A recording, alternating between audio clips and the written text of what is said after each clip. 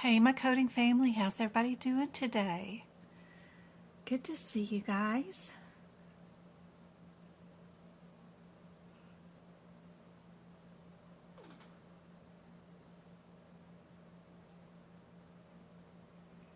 Hey, Jessica, Christy, Angela, Devontae, Christy, Zena, good to see you. How's everybody doing? Hey, Bill, Tarantino.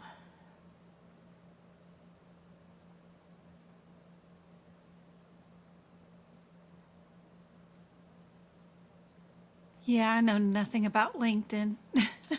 I know a lot of people are on there. Ugh. But yeah, I don't know anything about it. I do have a page on there. Every once in a while, maybe twice this year, I've posted something on it, but know nothing about it.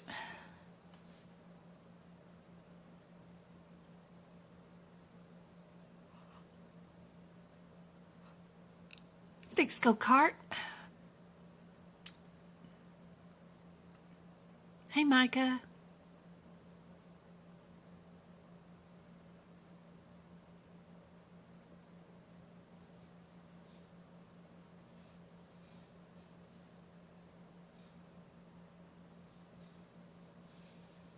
Did a hearty workout tonight. Now your brain is ready. Oh gosh. Good for you. Awesome, awesome, awesome. Yep. You can email me at my name.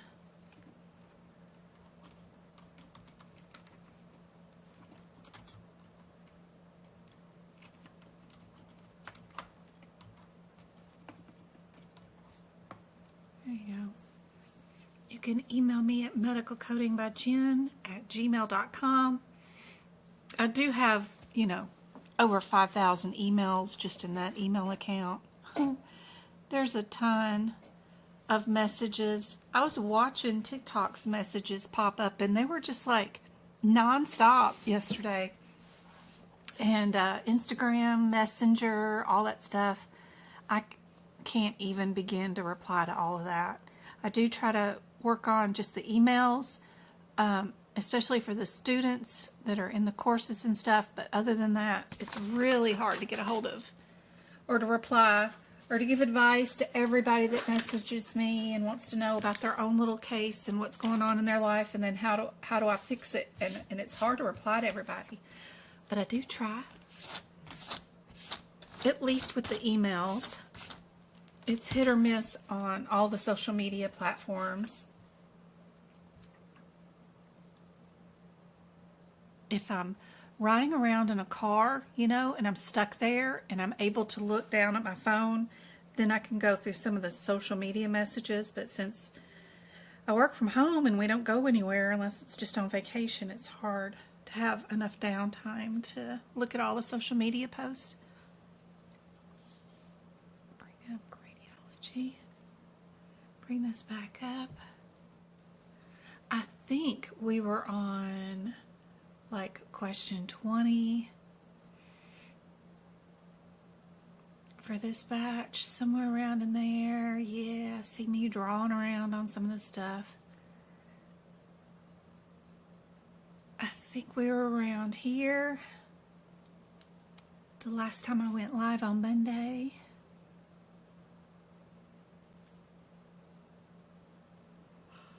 I just finished a course with my instructor and it was awful. Oh no, I'm studying for my CPC certification and using you and AMCI trying to do this. Yeah, oh no, you paid the extra money for the instructor. And did she just like read out PowerPoint presentations to you once a week and for 12 weeks, and that's your entire course with her?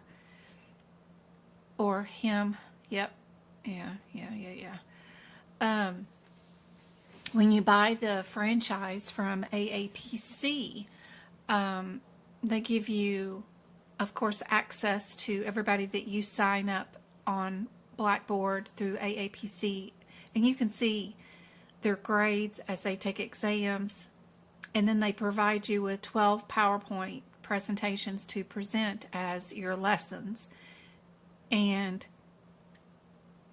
I looked at those, and I pre-recorded them, and I read off the PowerPoint presentations and presented them as AAPC wanted me to in the course, but I could not in good conscience have that as my lesson for the week.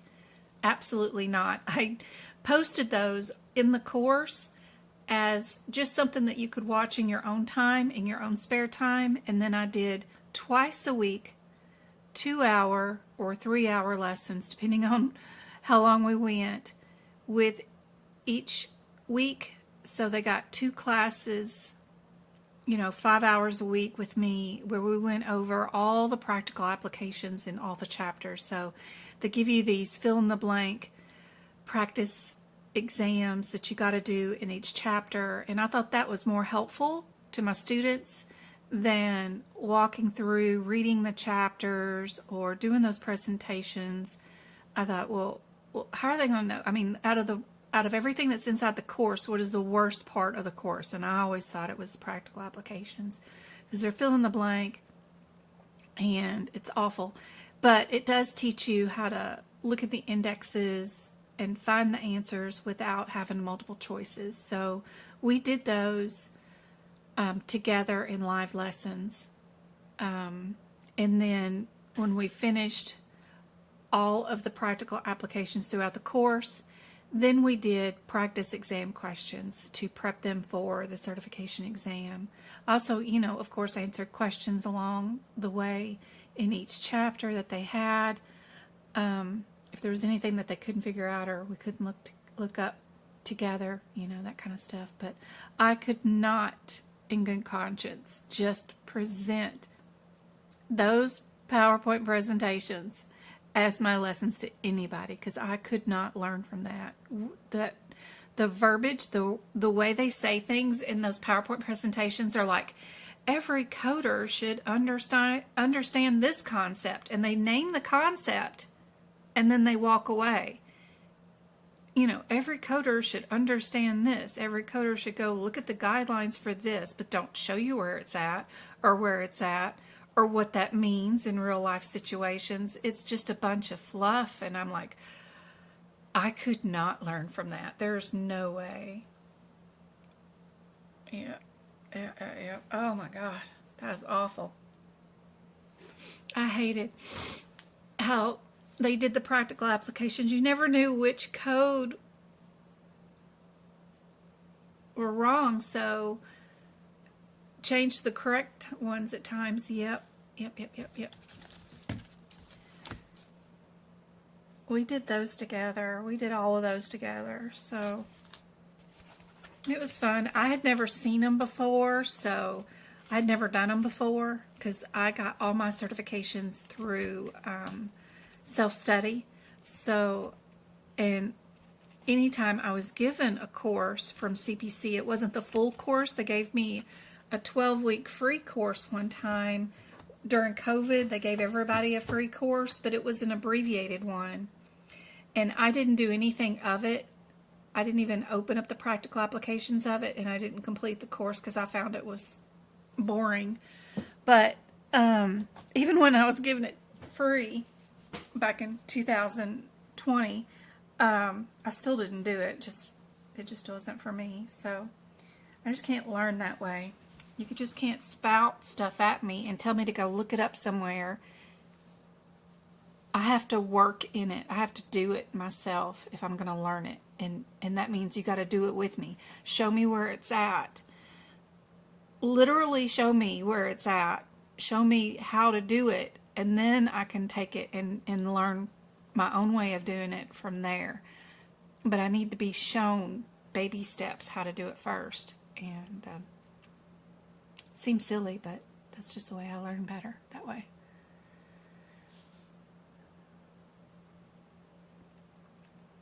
They also took away the correct answers, so we didn't know how to work backwards. Wow. They just want you to repeat it and repeat it till you got it done.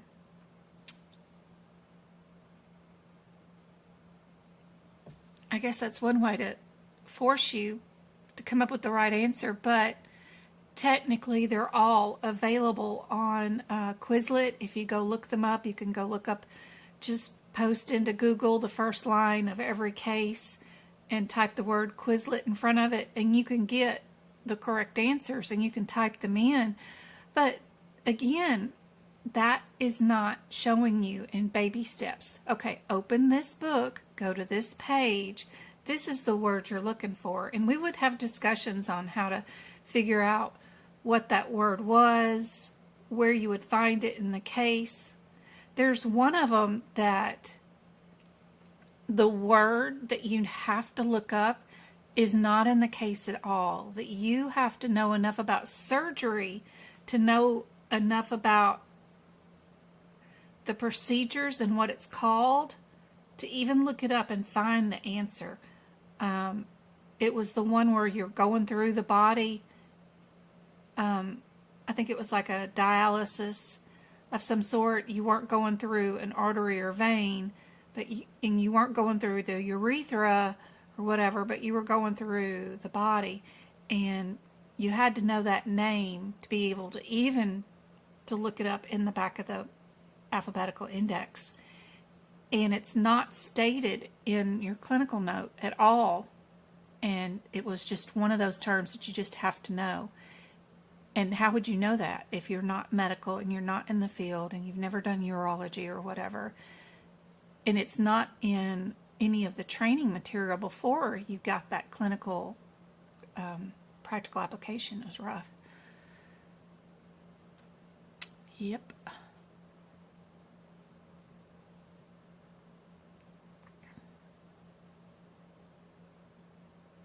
Yep, it's not learning. You're learning, well, you're learning how to survive. I mean, you're learning how to find the correct answer one way or another, but you're not learning what the course was intended, which was being able to use the manuals with confidence and be able to go into the alphabetical index in the back of the CPT book or in the front of the ICD-10 book and know where to go to find any diagnosis or procedure that you need, that you can do that. Well, you still don't know how to do that. You know how to go to Google and look for Quizlet answers.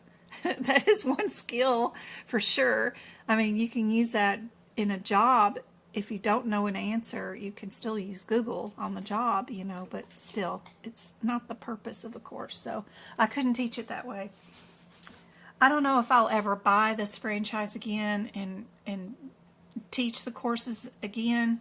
I had to do it once just to see what it was like and see what was involved, see if there was any other extra information inside those courses that the teachers are provided or you're provided as a franchise owner that could be helpful for you guys, whether you take a course or not, you know.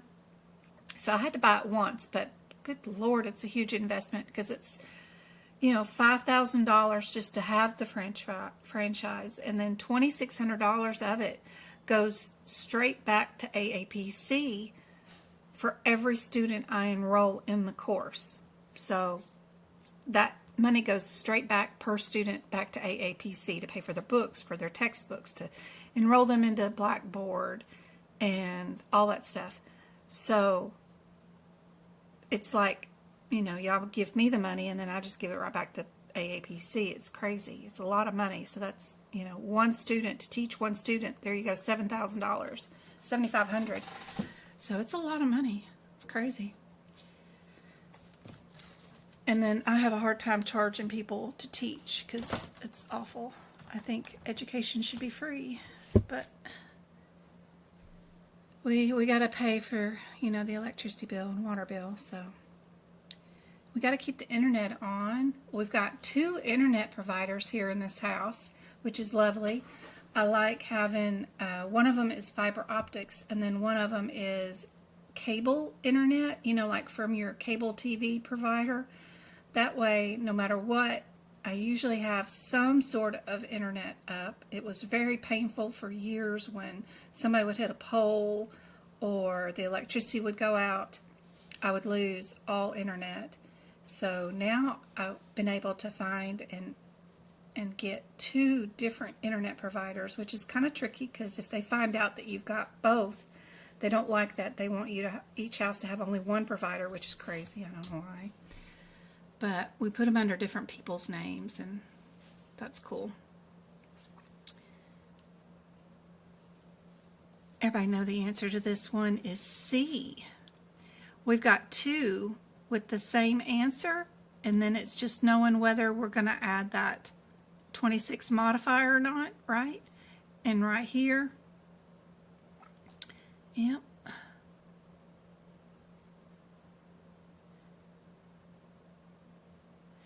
If we're doing for size and heartbeat,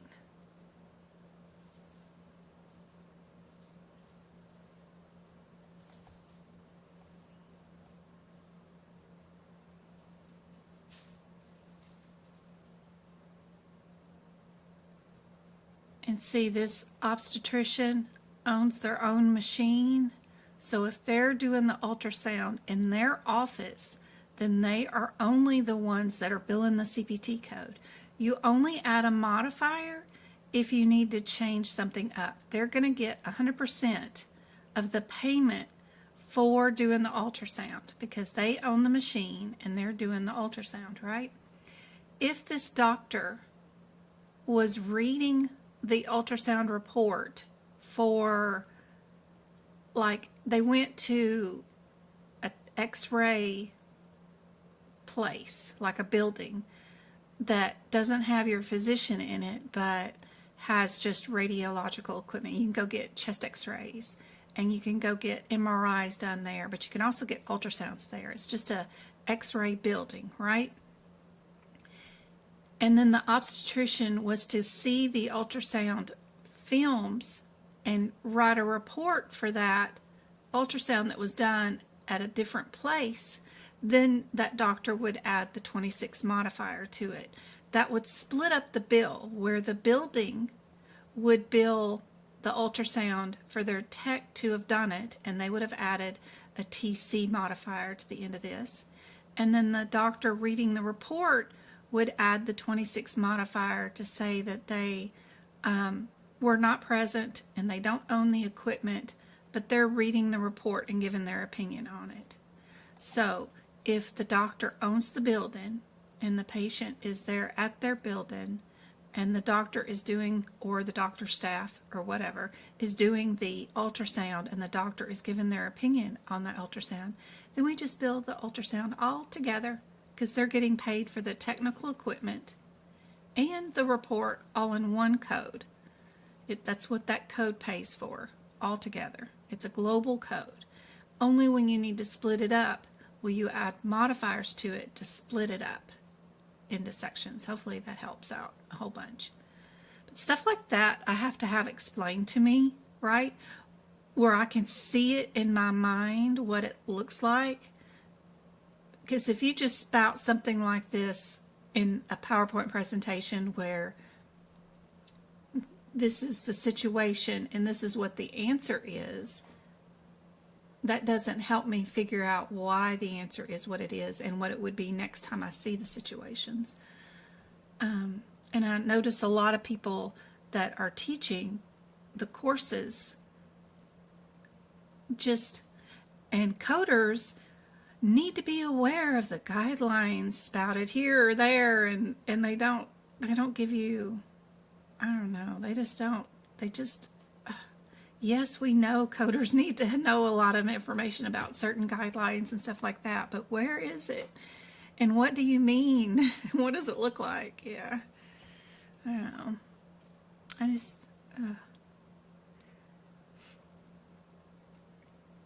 I don't know how people teach that way. All right, what about this one? If we were doing this one, we've got 4 different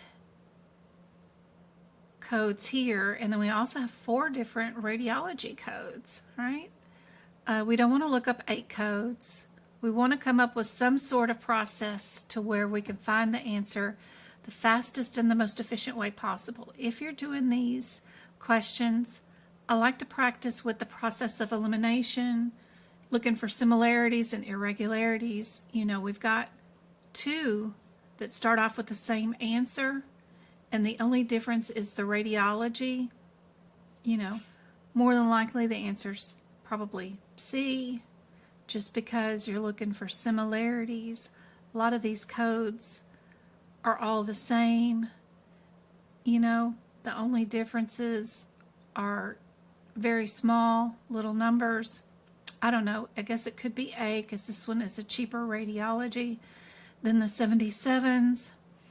But at least I'm getting myself down to just those differences, right? I could look up the differences between this code and that code, and if I'm in the correct area, then just look at those two codes, as far as instead of looking up 8 or 9 different codes.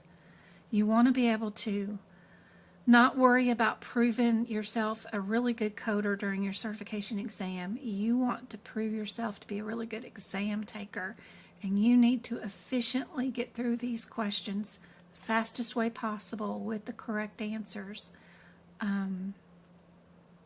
What's our differences between the 76940 and our 77013? What would those differences be?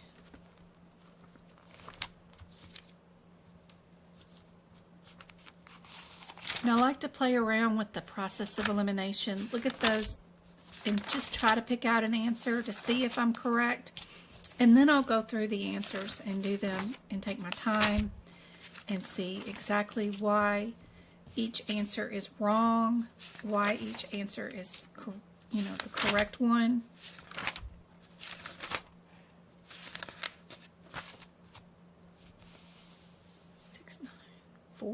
We got, what body part are we under? If we look at our red headers here, we're under ultrasonic guidance procedures, and we're also under the word extremities. If we go to our 77022, we've got different headers, right? 77022 is under MRI.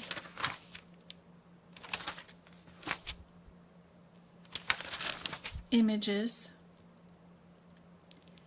If we go to our 7713 and 12, we're under CT scans. So what did we do today? Did we do an ultrasound? Did we do an MRI? Or did we do a CT scan? Just knowing not to look at the number and reading its descriptor, but look back at the big bold headers above the set of codes that it's included in is your first step. And a lot of times, a lot of the questions are just seeing if you understand those header differences in your CPT book. So our header differences in our 6940 is that this is an ultrasonic procedure. The 77022, we go to that code, but look up at its red header, you'll see that it's MRI, and then these two are under the red header. Don't look at the CPT code descriptors. Look at the big bold red header. We are CT guidance. And then you can just look for these terms up here to see where you're at, right? And what you did. Now, during your exam, they might not have this here. You see the quote? That's for like practice.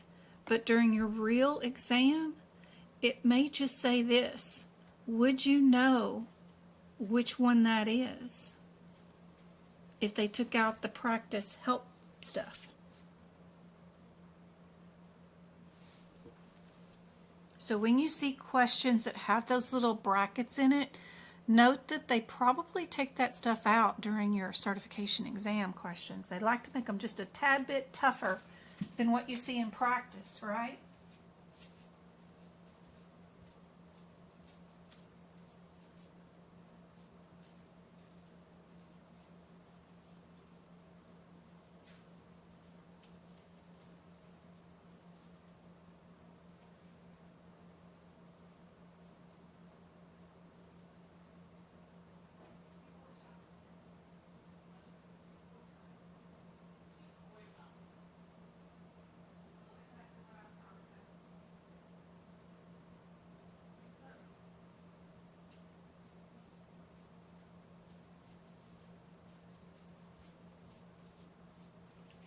All right.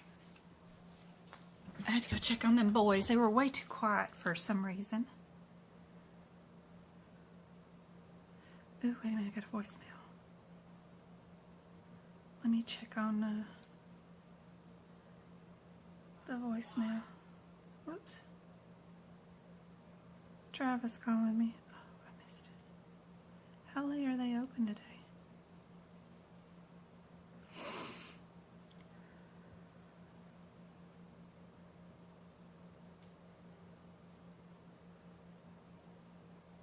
I missed it. How late are they open?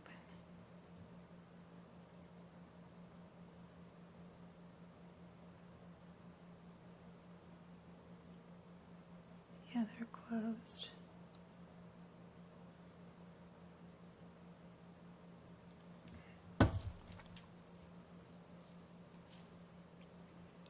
All right, what do you guys think is the answer? And then our differences, we know that that is inside our CT scans.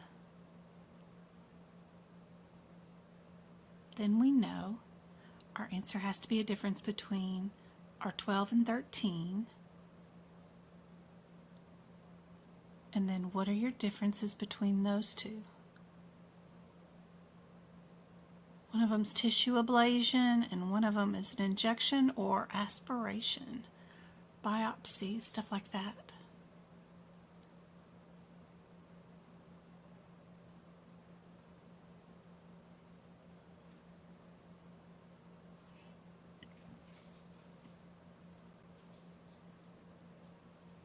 Hey Kanisha, good to see you.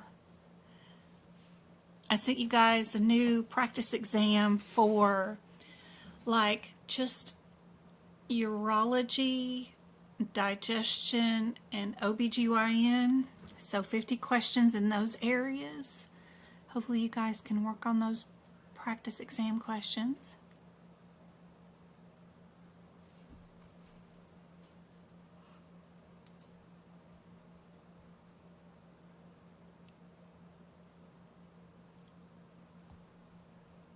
Awesome. All right, guys. What do you guys think is the answer for this one? Play around with the process of looking for similarities. We've got 2 here and 2 here.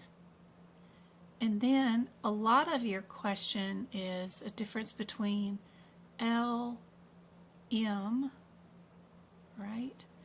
Which would you be? And a skin issue or a muscle joint issue. Just knowing your chapter headers is really handy dandy. Would we have 3 diagnoses, 4 diagnoses, 3 or 4?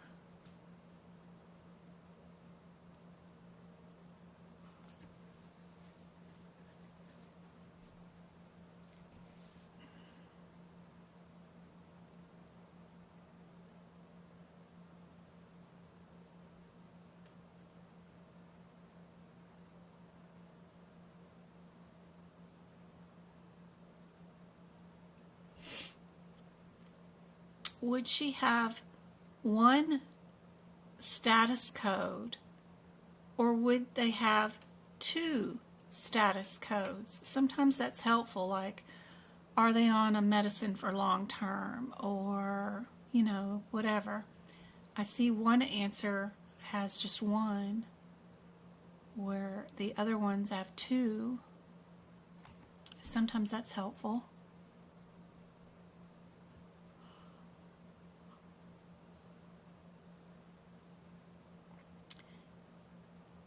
My mom did get back her internet day before yesterday or yesterday. I can't remember which.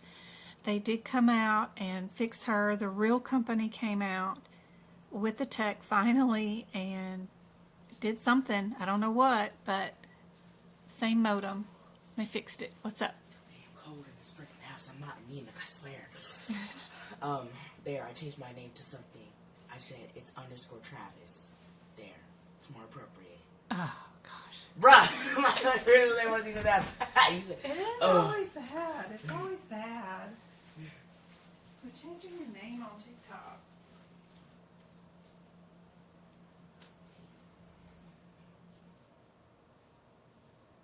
Yes, Grandma made cupcakes. She's finally able to order from Walmart again and get groceries. She made cupcakes today. So playing around with the process of elimination and looking for similarities.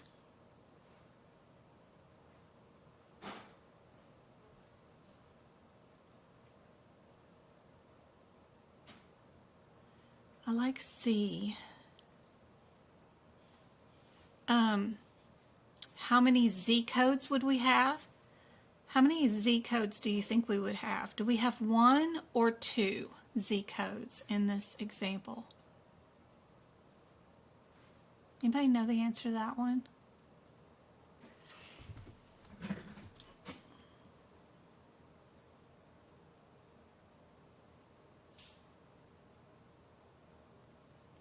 Okay, so she has history of breast cancer and she had a mastectomy.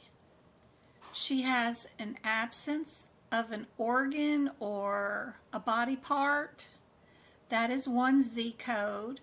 And then the breast cancer history of that is another code. Don't forget about the absence of a breast being another status code. If you have an absence of a gallbladder, an absence of uterus, I mean, I got so many Z codes at the end of my visits, I'm sure they get tired of coding them. My absence of tonsils and adenoids, I got those removed. So, you know, I got lots of status codes. But that's helpful to think about that kind of stuff. Sometimes during your exam, you can quickly eliminate A as a possible answer because you know you have, I'm sorry, that it does have 2 Z codes. Why did I think it only had 1? We're talking about M codes versus L codes. She is here for lymph node swelling. We know that's not a skin thing, so we could probably get rid of B and D, and then it would just be a difference between knowing whether they have an 85 or an 80. And one of these is family history and one of them is personal history, I think. And the 85 is in this one or it's in that. So you just have to look up the differences. That's how you get it down to where you only need to look up the differences between 2 codes.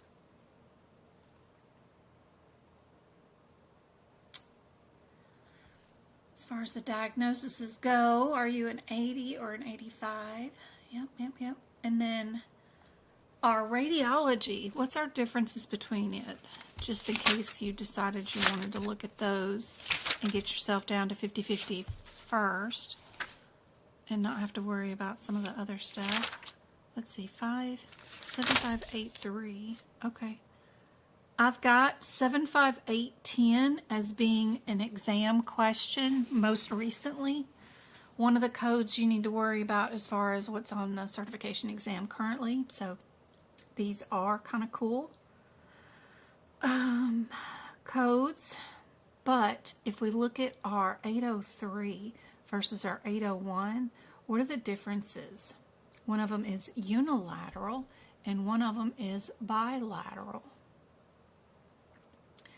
Did we do bilateral? And we do have both arms here.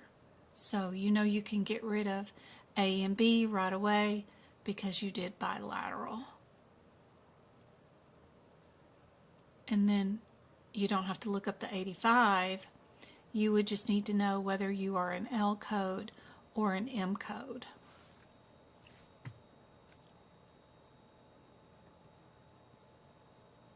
Depending on how you wanted to attack the question.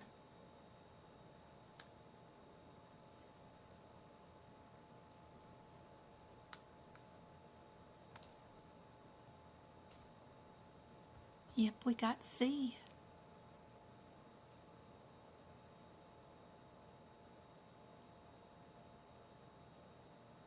All right. Let's attack this one. What do you guys think would be the answer? Just based off of process of elimination, looking for similarities.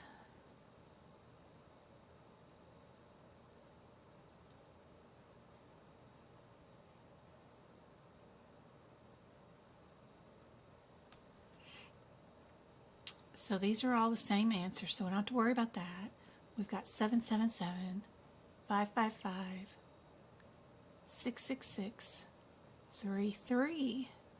So then it's either B or C. And B is your cheapest, so maybe it's B. Let's go see what our differences are in those codes. 756, 30 and 35.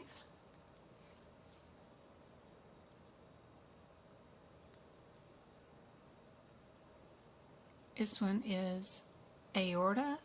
This one is CT. 25 is also an aorta. And then our 05 is an aorta. What did we do today? We did that, so we know we can get rid of this. Our 05 is thoracic. Our 25 is abdominal. Our 35 is ilioformal.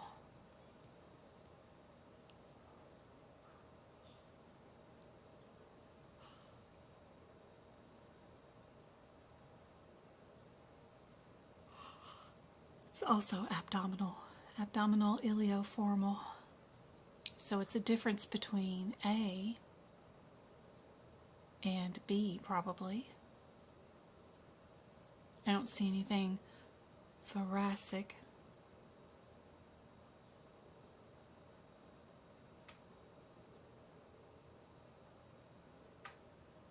So we could probably get rid of that one.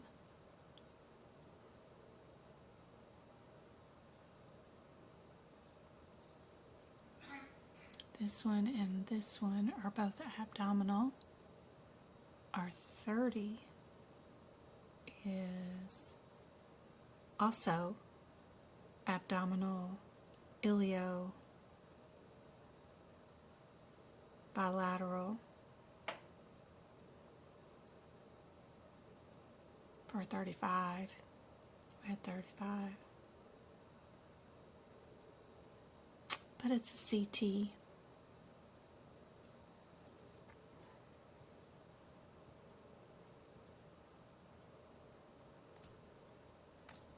And we didn't do CT.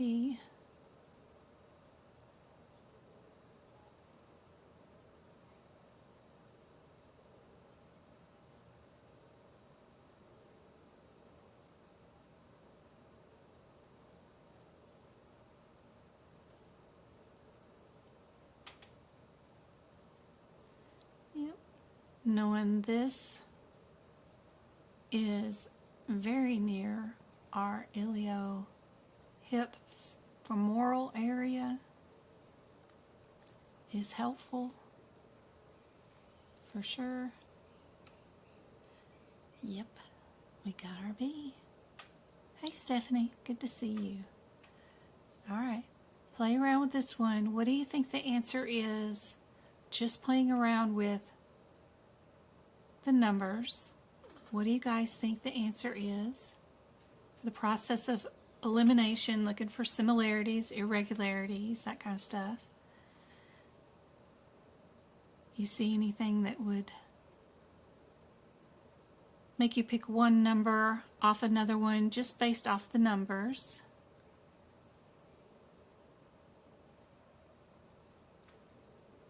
We have two of them with the 0 And then A is the cheaper one, so that would be my favorite. So I would run to that code, see what's going on with it.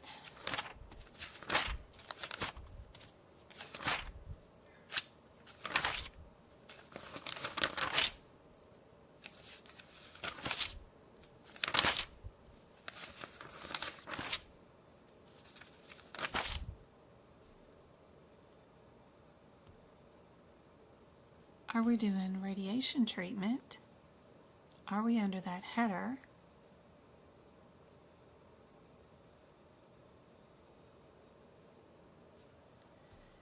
If you're here, you're under stereo radiation treatment. If you're 77401 or more, you're under radiation treatment. You see these have different red bold headers, and they're just seeing if you understand the differences between those red bold headers. Don't go to the code and read the descriptor. Look up above it at the red header, and that since these are all in a different red header, that's what you need to notice. We can get rid of D because we are radiation, we're not stereo. And the differences between the 2, the 7, and the 12 is knowing whether you are simple, intermediate, or complex. Your definitions for simple, intermediate, and complex are above the 401 code. They have them defined right there.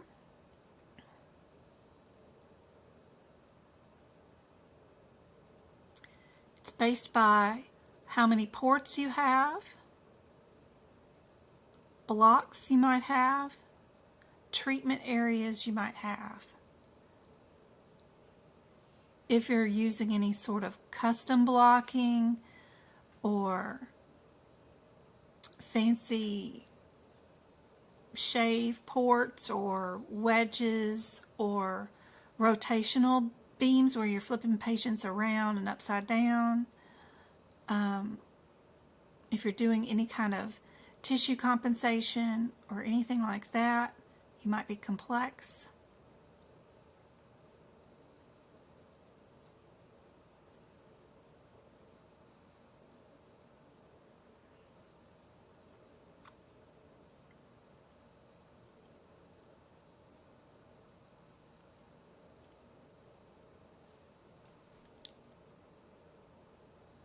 If you change this one word to that word, it will change your answer.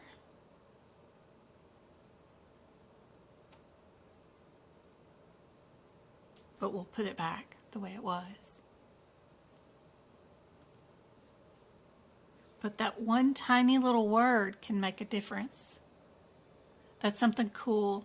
When I do these questions, I think about, well, how could I make it a different answer? You know,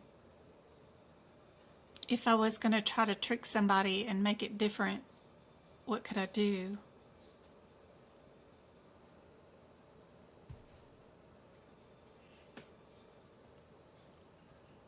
Indeed, A is your answer for that one. If I change that one word, it changes to B, right? Because we've got 2 areas that we're going to be requiring. If I change this to the word 2 single areas, it's still 2 different areas, and that would change it to the 07. So just be careful.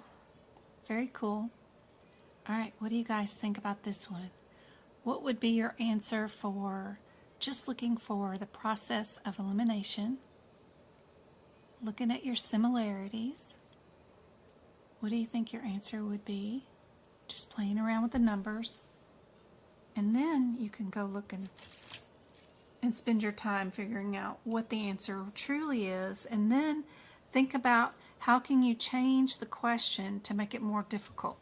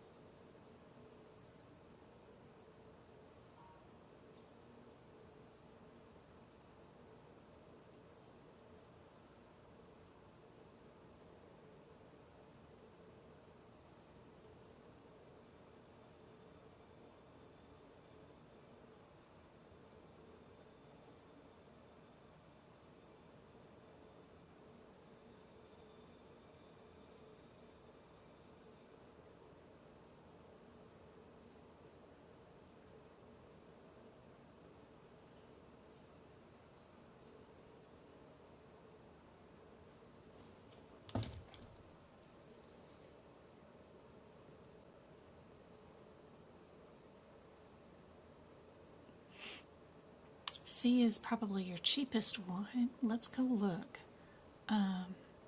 767, what's going on with those codes? So if I go to those codes,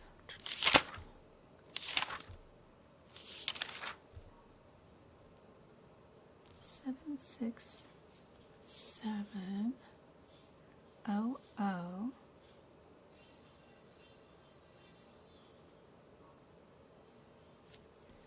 We're under abdomen and retroperitoneal.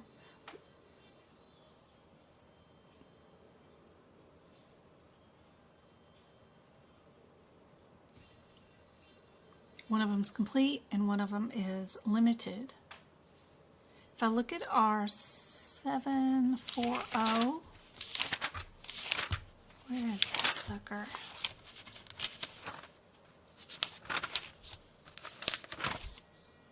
Seven 4018 is under the word abdomen, and then our 76975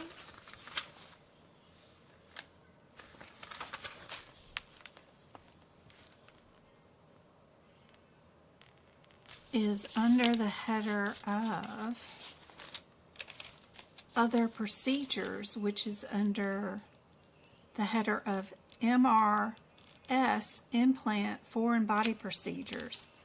Very interesting. Or other procedures.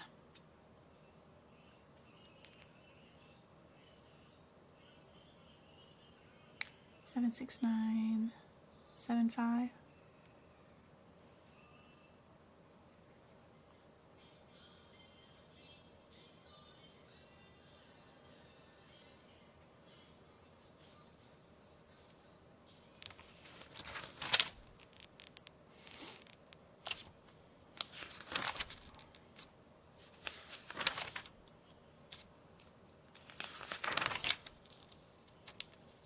Seven 6975. Other procedures.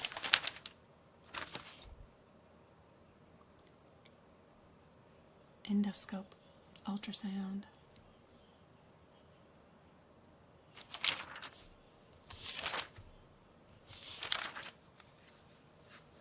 I've got these two codes listed down as being on somebody's exam recently. The 76700 and 76705. So understanding the differences between limited and complete.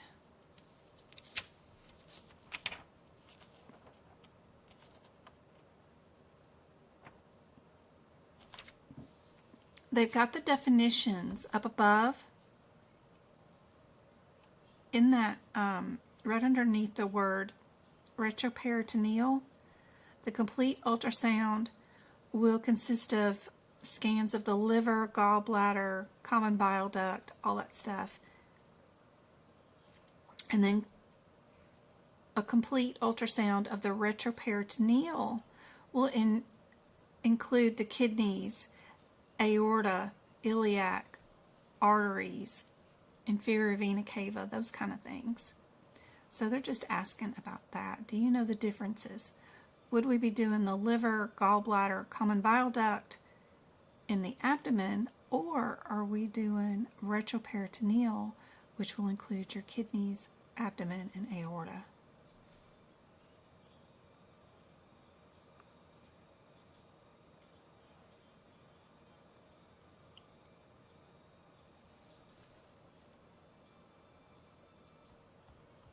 Indeed, D is the answer. Picking the cheapest one wasn't the correct answer in this one. We did need to know our differences between abdominal, complete versus limited, but they could have made this question a whole lot more harder if they had done it to where it was a difference between it and your 76770 and 75. If they took these two numbers and switched them out for the 76706 and 70, or even the 70 and 75, for both of them, that would have been tough to know the difference between your retroperitoneal area and your abdominal area. And then know whether you're doing a complete or limited ultrasound, just based off the little bit of information that they gave us. They're just doing the gallbladder here. It's like, what? Is that just limited to one organ? I believe they have one on the exam that's like they did the gallbladder, and what sits on top of the gallbladder or right underneath it, like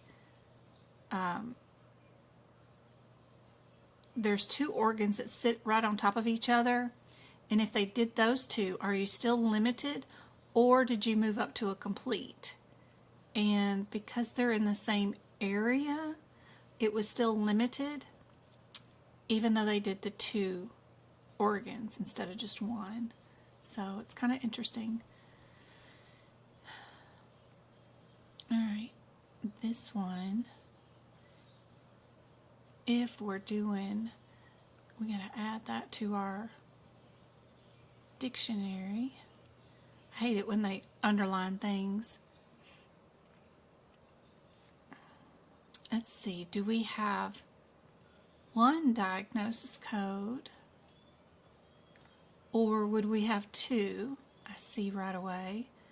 Would we have two codes, three CPT codes? That's what I'm talking about. 3 CPT codes or two.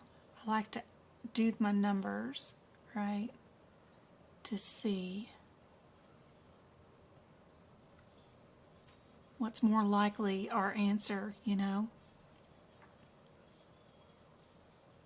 That kind of information just seems to, you know, make me think that, you know, 1 CPT code or 2 CPT codes versus 3 or 4 is more likely the answer, so I can hone in on what's going on with A and D.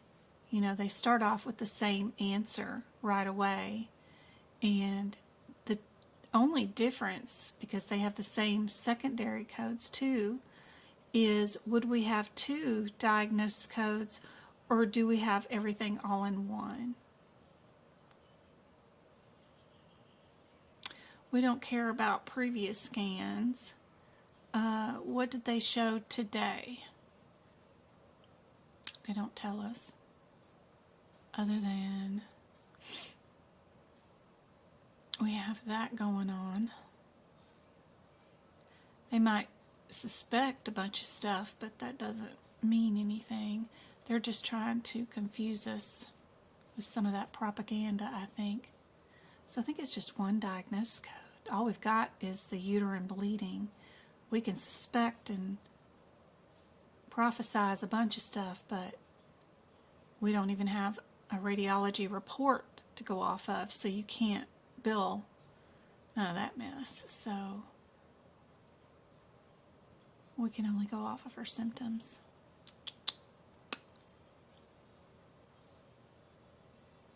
So if I was doing just process of elimination and similarities and just counting stuff up, I like A.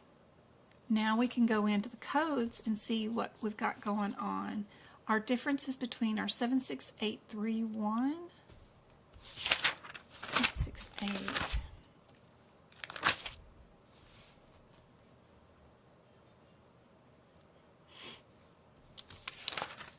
is under non-obstetrical. The blue header is on a previous page. You need to look for that.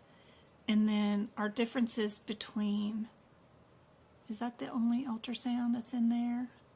We've got the 3-1 listed 1, 2, 3 times. The only other radiology we have is this 40. So 7-4. So 7-4. Where are we at with that mess? 747. 40. We're under gynecological and obstetrical. See the red header?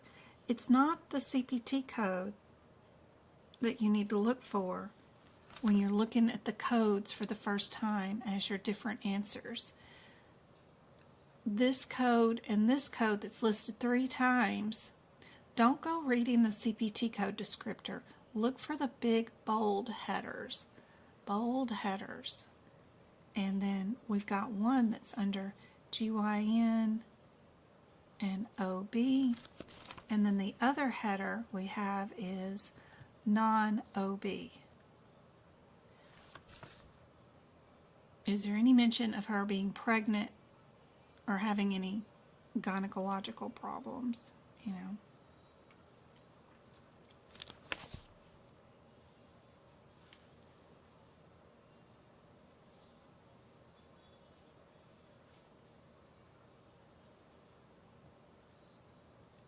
We can get rid of C because we are not OB. We can keep the 3 1s, right?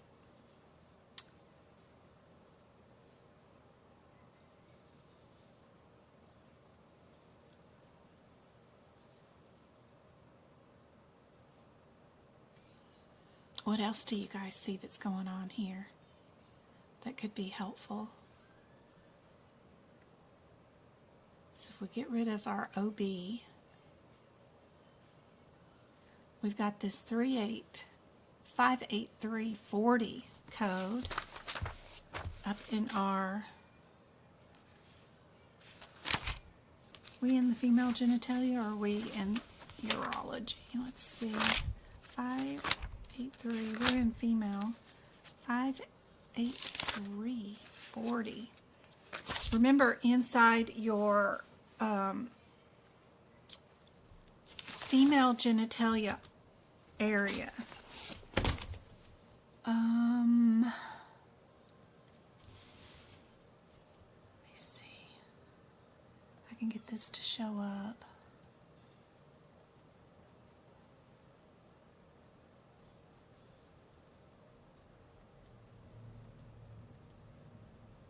Here we go. The first thing you need to know about your female genitalia system is that you've got 2 main headers here in our book, and it's whether we're working on just the female genitalia system or if we're doing maternal care and delivery. First thing is your green header. Are you under that green header doing these procedures, or are you under that green header doing these procedures? A lot of these procedures will repeat and be the same type of stuff, but they'll be underneath the maternal care. So be sure to know those differences right there for sure. Yep. And then the other thing is if you have a guideline for a set of codes, which we don't for the overall general female area. I know that because there is no asterisk star written right here beside those codes. But if I go to the vulva, peritoneum, I do have a little star there. That means the codes that start with 56405 will have a guideline that goes along with them. Now the individual surgeries or destructions or excisions or repairs or endoscopes in here don't have individual guidelines because there's no stars, but that header does. Here with our procedures in this area, starting at 5700, do not have any guidelines, and the individual surgeries do not have any guidelines that you need to worry about because there's no stars here. But when there is a star, you know you can find a guideline there that will be for everything that's inside its little area. So 445, if we go to that page, 445, you can find your guideline for that particular area that we're going to have. And it's just some definitions, right? They're going to tell you about the differences between simple procedures, radical procedures, partial procedures, and complete procedures. And that's helpful to know about these procedures, and that goes for all of everything until you switch over to another red header. Now those definitions of simple, radical, partial, and complete go away, and we don't have any definitions or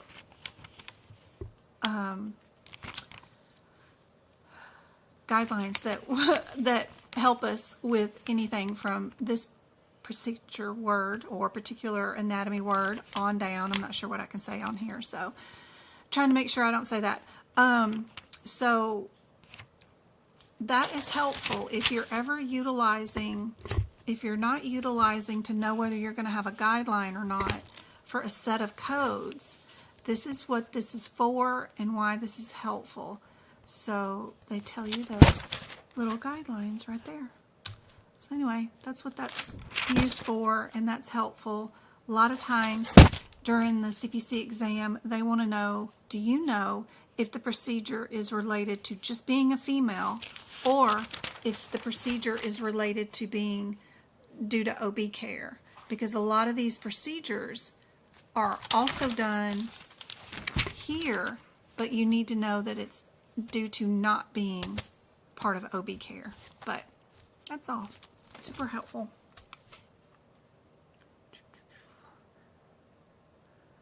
Y'all aren't asking a lot of questions today, so I don't know what y'all do know or don't know. According to the parenthetical note on the 85340 and 76831 are able to be coded together. Yeah. Each one of these 5,000 codes has a 7,000 codes with it, so not any reason to worry about that at all during the CPC exam, but it is something to note in your training 100% that you know that these sets of codes, the 583s, 40s, can actually add a radiology code on them. That is cool to know, because sometimes during your exam you'll have a bunch of 583s and 2 of them will add the radiology and 2 of them will not add the radiology, and just knowing that you can is really helpful. For this particular question, it's in every single answer, so we don't have to worry about that or think about it for this question, but it is something to definitely note that you can, which is super helpful for sure overall for studying for the exam. The answer for this one is A. Did everybody get A for this one? I think so. Y'all let me know if y'all have any questions about any sets of codes or numbers or anything that's going on. I'm going to go through the mailbox real quick. James just brought in the mail for me. While y'all work on this one, put down in there what you think the answer is off the process of elimination, but then also what the answer is once you look up the differences between your codes. Ooh. I got you one. You too. Look at Nick Pfefferson. Oh my God, that is so cute. Who's that? He's a wizard on TikTok. Oh my gosh, he's so cute. He plays Harry Potter live streams on TikTok, and I'm one of his mods, and he just started having some swag, so I ordered some swag, so he's kind of cool. That's so cute. Y'all got to see some of the McPherson stuff. Where's my camera? Turn it back on. I didn't know it was going to have his little picture on it. It's just him in a wig. It's too funny. But he just plays Harry Potter. So, you know, come around midnight, he turns on Harry Potter videos. I have the same audiobooks in Audible, but I like listening to his streams because then I'm just creating material for you guys for work for the next day when I go live. But how did he get his little picture on his shipping labels? That is adorable. I've been selling online forever, and I've never done that. And that is cute. This is his first ever online shop. He's actually like a air conditioner repair guy in Las Vegas. So he's got a wife and a bunch of babies. Is that all the mail? There was no envelopes or anything? Okay. That is just too cute. And then I got a birthday present for one of the cheerleaders and something for James. One of the cheerleaders' birthday is Saturday or something.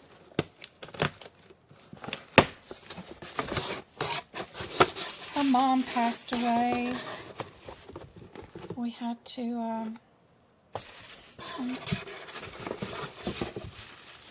she just has her and her dad, and it's too funny. She puts up with Travis a bunch, so we got her some birthday gifts. It's not a podcast. He's on TikTok. Like, he's just a TikTok stream. Let me see. He won't be on till 10 o'clock my Arizona time. So, like, it would be 1 a.m. in Florida, I think, or something like that, or midnight. But, let me see. I know he made some comments. Let's see. Where is my activity? My comments.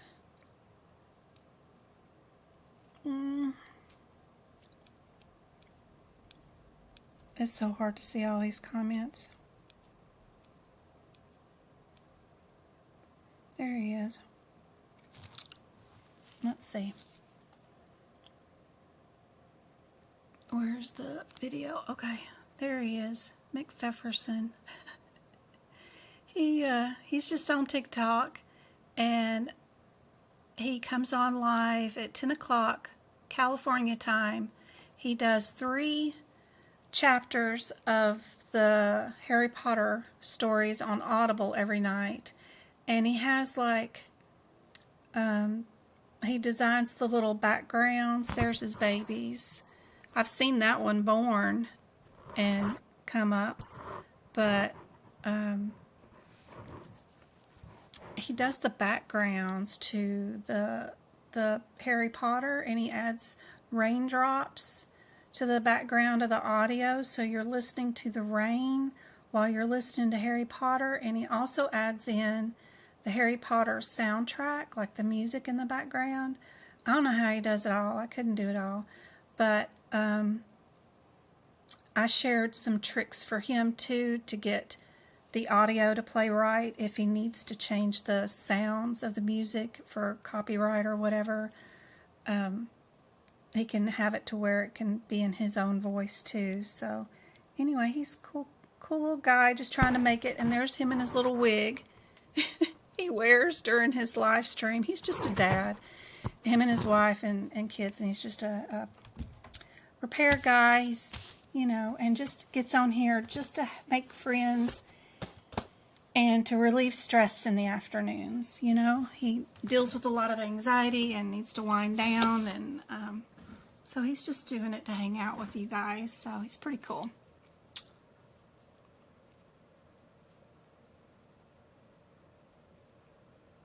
Yeah, her mom died when she was young, and she doesn't have a mom that comes to all of her cheer events and all that stuff. And I've maybe seen her dad. He works a lot, you know, but I've seen him twice in 3 years be able to come to an event. So he works all the time. And so we take her to practices and stuff, and she's awesome. We got her a little birthday gift bundle we've got going on here. I've been saving for a lot of times, and I've been buying on that McCary app some items like she wanted a Labubu, so we got her some Lafufu stuff. And I got her a lock. And then we got her Labubu that she wanted the, I don't know which one she wanted, but I do know which one she wanted. What do they call it? Sea salt.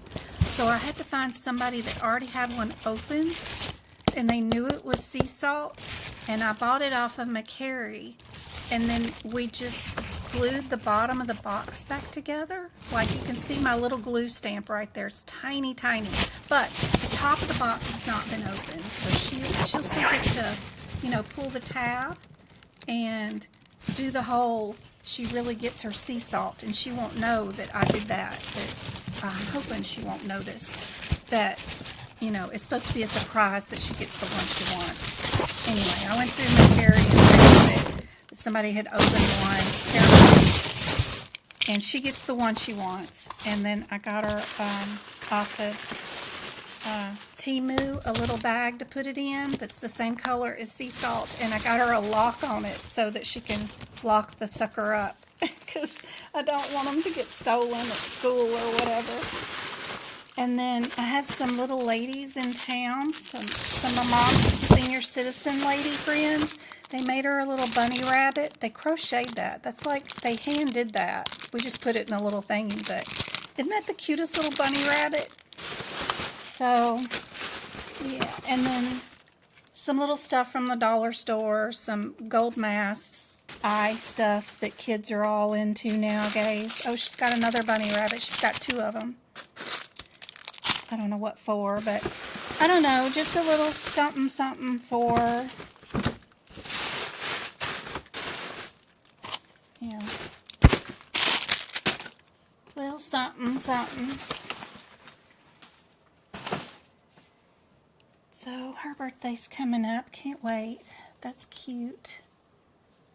And then,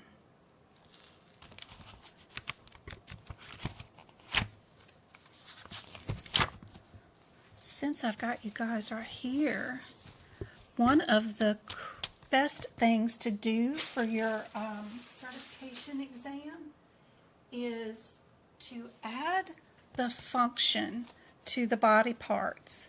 So if you Google this word, female genitalia system, and then add the word function, and then change your Google search to images.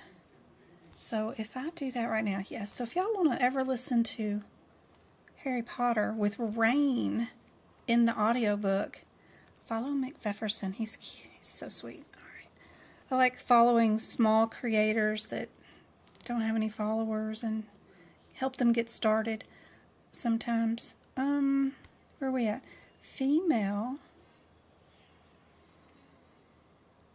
Gen ITAL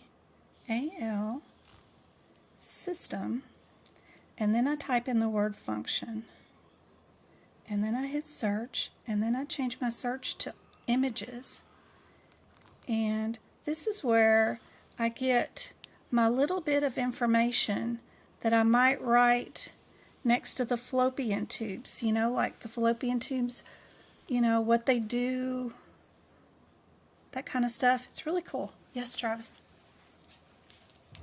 No, Travis, you know you can't wear those. You're going to kill somebody. No, I won't.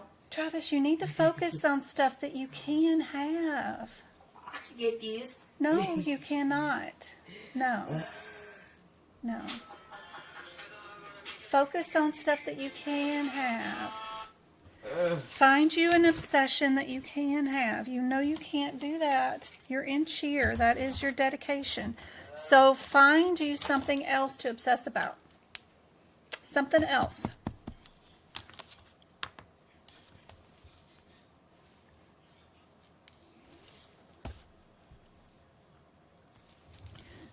Oh yeah, speaking of cheer, let me show y'all.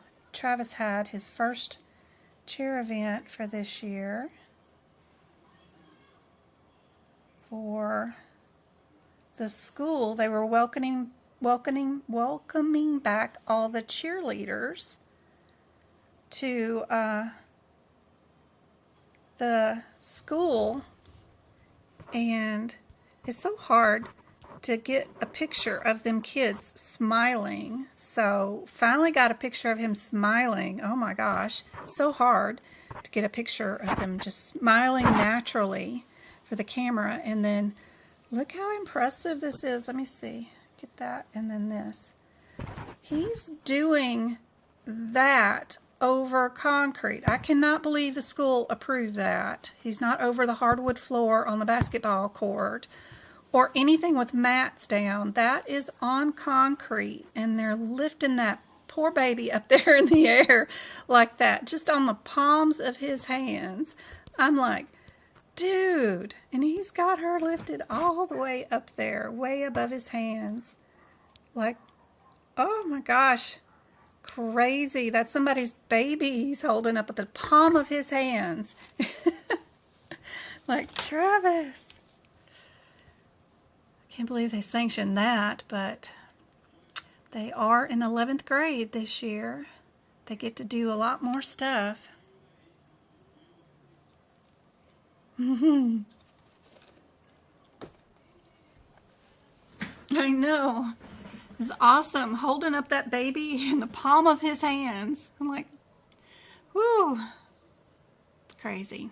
All right, enough fluff. You guys ask questions if you have them. Happy to hang out and help you guys with anything. If you guys want to do some book prep, we can. If you guys want to do more practice questions, we can. Totally up to you guys. For this question, would I have one CPT code or would I have 3? Is one of my first things I'm thinking about. Right? 1 or 3. I'm looking for similarities. Everything has the 2 zeros, right? We've got 3 of them with the 8s. Then it's just a difference between 2, 3, and 4. Or would we have done 3 different x-rays?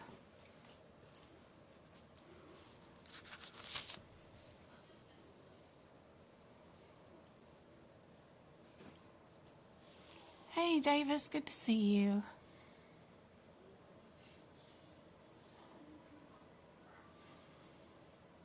You don't have TikTok?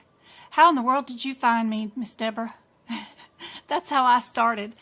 Back in 2019, I made a TikTok about how you can do the medical coding certification and get a job without taking a course. That was my very first TikTok, and everybody was like, what? What do you mean? How do you do that? Tell me more. And that's how all this started.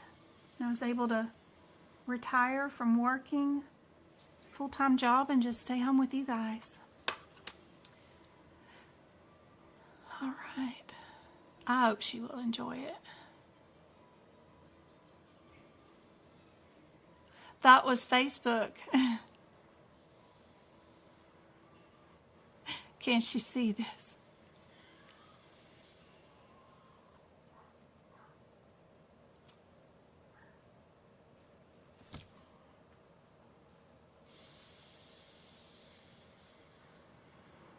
What does everybody think the answer is for this question?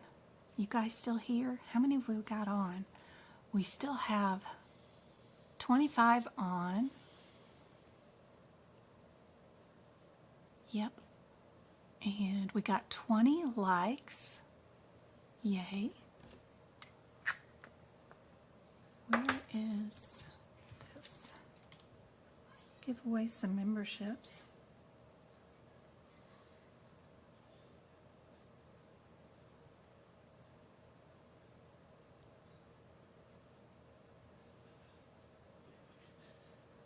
What do you guys think the answer is for this one? What do you think is the process of elimination? What do you think the answer is? You can put in both. One guess and then one real live answer.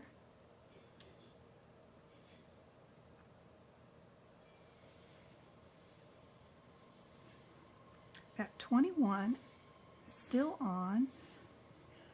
Let's give away some memberships.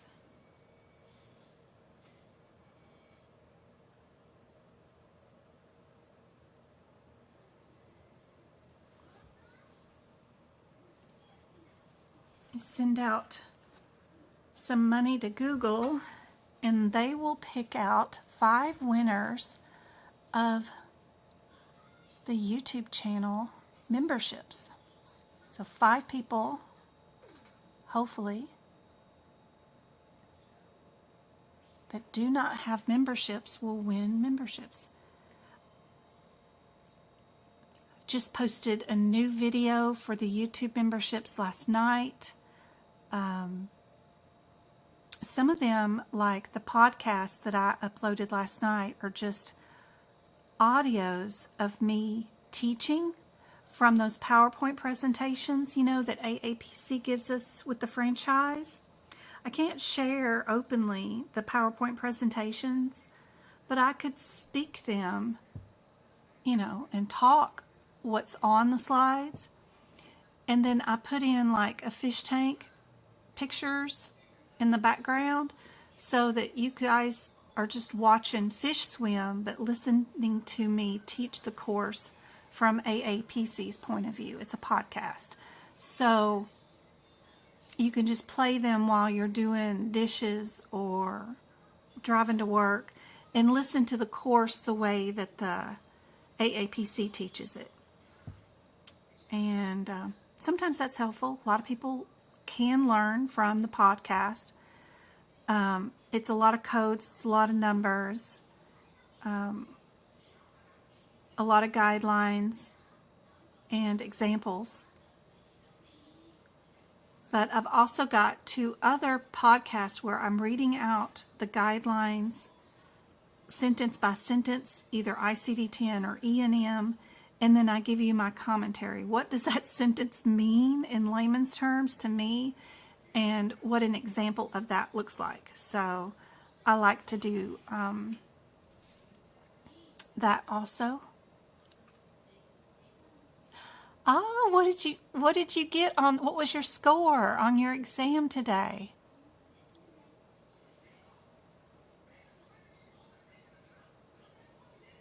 You like the animations? Yeah. I paid for Clip Champ. It's like a $300 a year membership, and then also a membership on, that one was also $300 with, what's the name of this company? S. It starts with an S.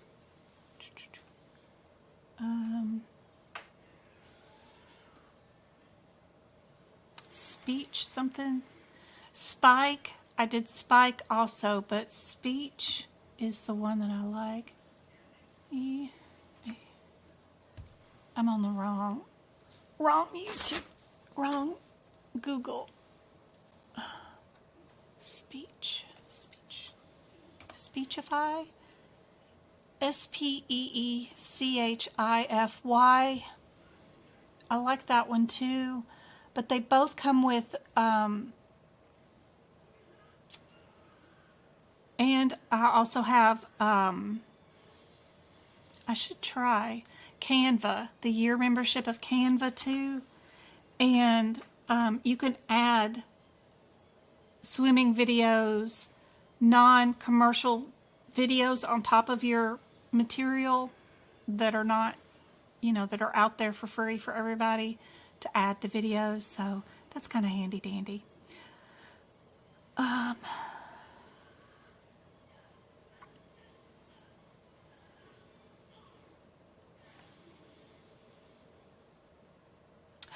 68. Oh my gosh, that is a great score. Wow.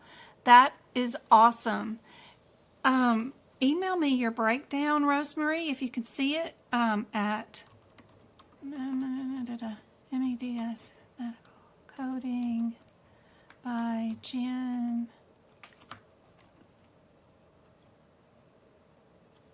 at Gmail. Lord, you think I could type that?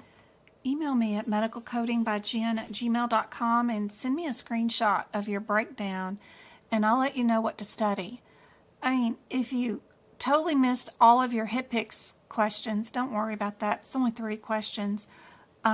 your ICD-10, it's only 5 questions. Most of the meat of your exam is E&M and then your anesthesia through your medicine section. And of those sections, your lowest ones are the ones for sure.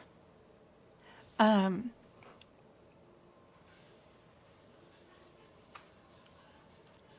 are we at? Where is my OBS?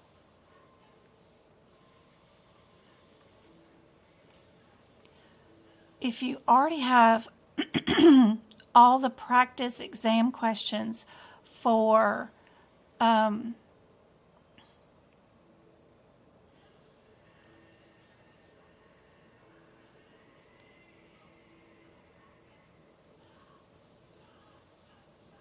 for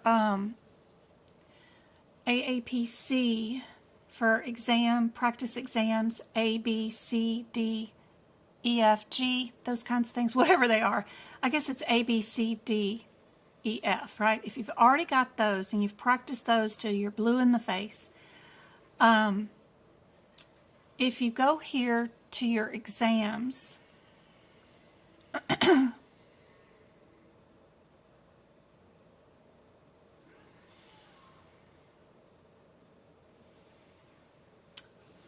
we'll see if we can log on to it. All right. And if you look at the exam that you failed at, like find one that the one that you failed and you view your score, if you scoochie down past your score right here, you'll come across individual more practice exam questions that you can buy. You can only find these if you have failed an exam attempt. And they're bundles of 10 questions in a particular series. Like you can pick just the ones that you did the lowest in, below 70, but I don't recommend that. What I recommend is if you did poorly in E&M, buy you a set of those questions, $14. And then if you did bad in cardiovascular, buy a set of those. Those two together is $30. Just check those boxes and add those to your cart and purchase those. They will show up inside your exam view area right here under courses and exams. When you go back here, you can do these questions and practice those.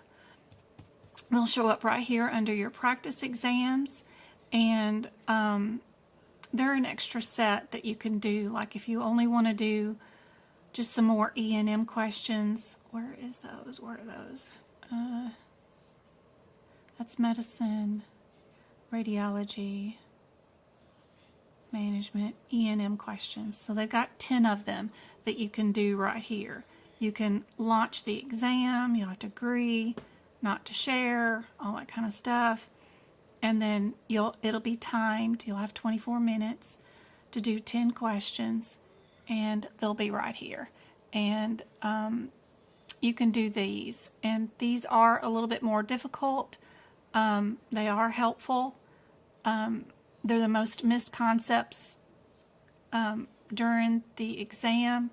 I found a couple of errors in one of them this week. In the 6,000 section. Hopefully they'll get that corrected. But the rest are great. Good practice questions. And if you really pay attention to why the answer is what it is, and then what the why the answers are wrong, what the header differences are on all of these, you know, like what's your header for this? What's your header for that one? What's your header for that one? Not what's the CPT code description, but what is this? This is a subsequent hospital visit. This is a discharge. This is a discharge, and this is something totally different, right? What are they asking you to code, right? Who are they asking you to code for, right? It'll help you realize that the answer is just the difference between these two discharges. And then it's because they want to know, do you understand the time thing here, right? You can pick your answer submit your exam. You don't even have to do all questions. You can do one question, whatever, it doesn't matter. And then you can come here and look and see why your answer is correct, show it what your correct answer should be, and then also get your rationale. But playing around in here is good because it is the same exam area that the Scorpion exam is in Scorpion, which stresses me just a bit when I did find an error in it this week. But I mean, out of the available answers, I guess it is the correct answer, but it is totally incorrect. Let's see if we can still see it. Let's see. It's this exam. I don't know if I'll recognize it right off the bat, but we'll see. It's not that one. I don't think it's that one. Nope. No. It's not ears. Is it this one? It's not that one. May not be able to notice it on the fly.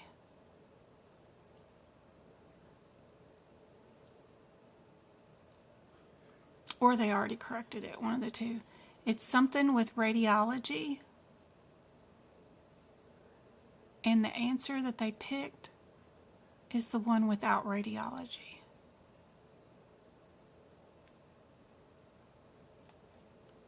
But they may have already changed it.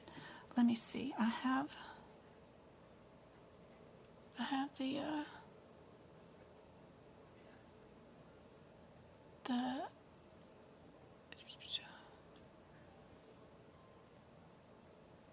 I have the question right here.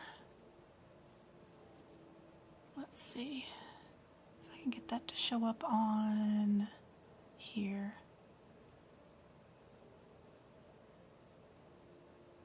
Where are we at?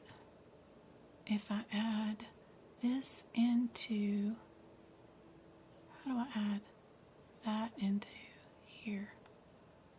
Will that add that into there? Nope. Okay. Let me go here and go here.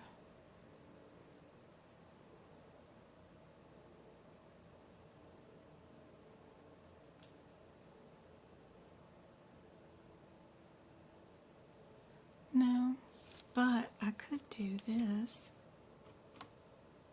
and do this. And I can go back to here.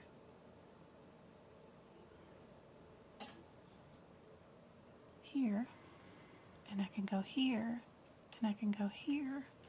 And I can show you guys here.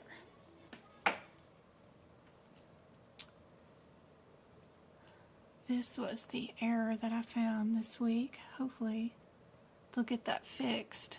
So if you go to your differences between these codes right here, right? If you go look up the 62322 code, you'll notice that it is without radiology. The answer should be 62323 because this one includes fluoroscope. And it's just a typo. So they're real close. It just needs to be a 2-3 for the correct answer. And you can see I scored 100%, but that code is one for no radiology. So I cannot be correct, technically, because they did use fluoroscope guidance, 623. But, you know, we have humans inputting the questions and the answers, so you're going to have errors. Even our CPT book has errors in it. Did you guys know that even your CPT book is full of errors in it as it is?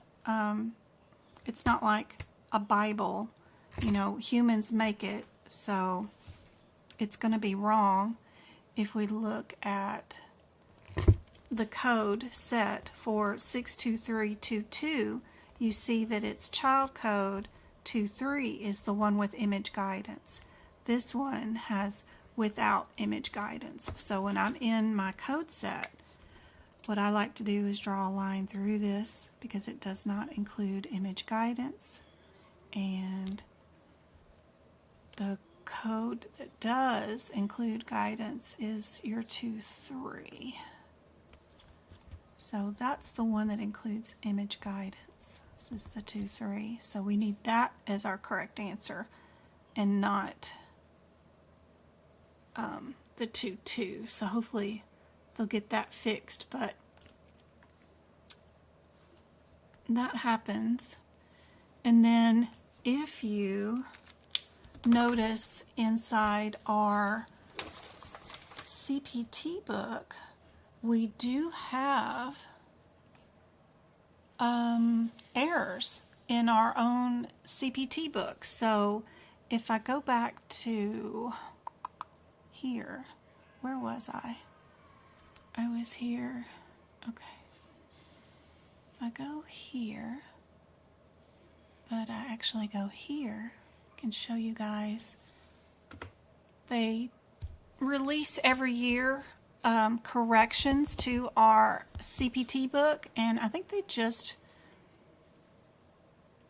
released some new corrections in our CPT book. So like right here we have AMA's corrections to the 2025 CPT book. I can download that by clicking that, and it'll bring it, and it'll take me to several codes that have errors in them that we need to fix. So like even some of our E&M codes, they have described wrong, or we need to fix little errors in them.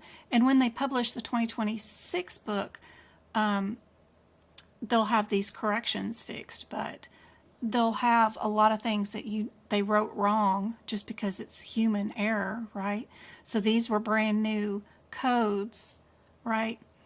And they've got a lot of errors in them, of course, because it's the first time they ever wrote them. And then they may have added some wrong information and then they figure it out later on, or CMS changes their mind and add different guidelines to them. But you can go through your 2025 book and make all these corrections as they publish any errors they have in it. So, as far as, a 10,000 page book, it has 21 pages of errors. Not bad for 10,000 pages. That's like less than 1% of it being wrong, which is acceptable. I think anything above a 7% error rate is considered wrong as far as errors go in the language arts genre of things, but kind of interesting. They have released some new codes too for the 2026 year, which is kind of cool. I've already been looking at the new immunization codes and other things that have been coming out. Those are all located on the CMS website or the AMA website, if you ever get a chance to go over there and look at it. All right. Back to our practice question area here. I can delete that, and hopefully everybody got C for this one. For our anterior, posterior, and lateral view of the entire thoracic and lumbar would only be C, our smallest answer, which was probably what we picked for our process of elimination anyway. Looking for similarities and your cheapest code. That is a great score. That is not anywhere near a failure. That is amazing. You are right there. You're going to pass the next time. Absolutely.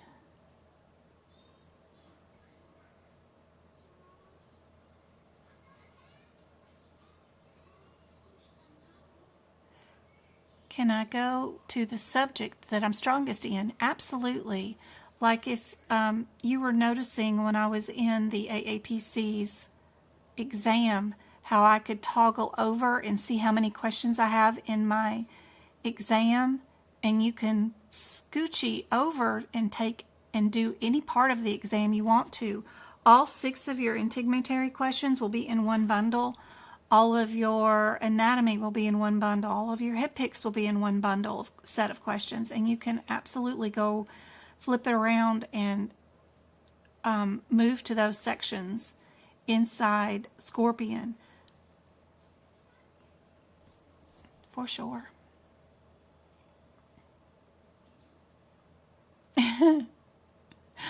Oh my God, Tarantino, to fix all those cases in Practicode, girl, they've already sent me a bunch of, they want me to apply to be one of their teachers for them at AAPC to teach CPB. But then that means I got to attend weekly meetings. And girl, I have been retired for a whole year and 2 months now. I've worked since I was 15 at a real job, on payroll, and I'm 54 now. Whew. It has been a nice 14 months not having to attend a meeting.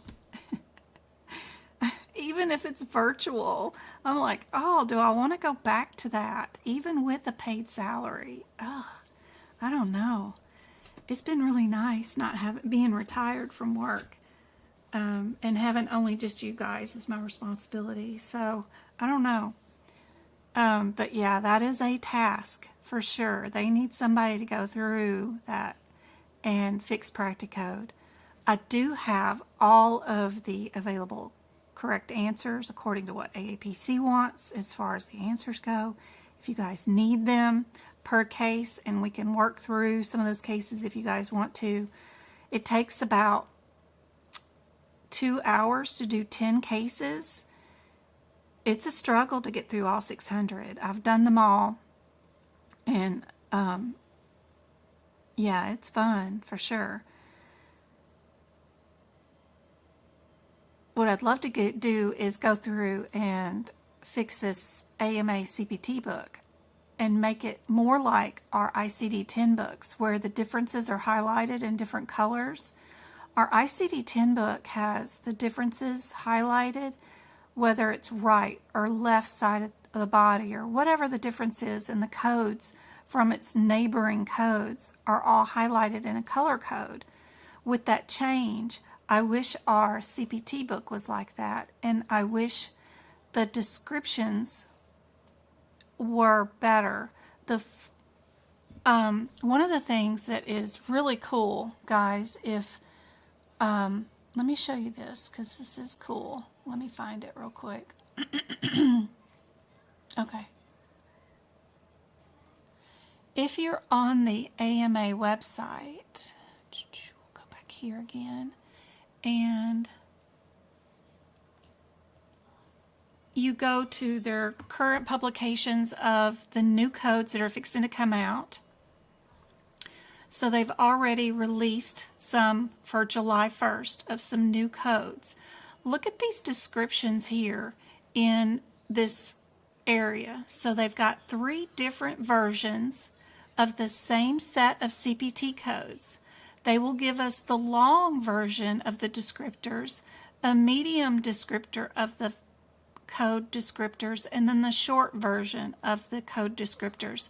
So what that means is, if it's a surgery or procedure, they have a long form that tells you all the detailed information of what's supposed to go on if you bill that procedure.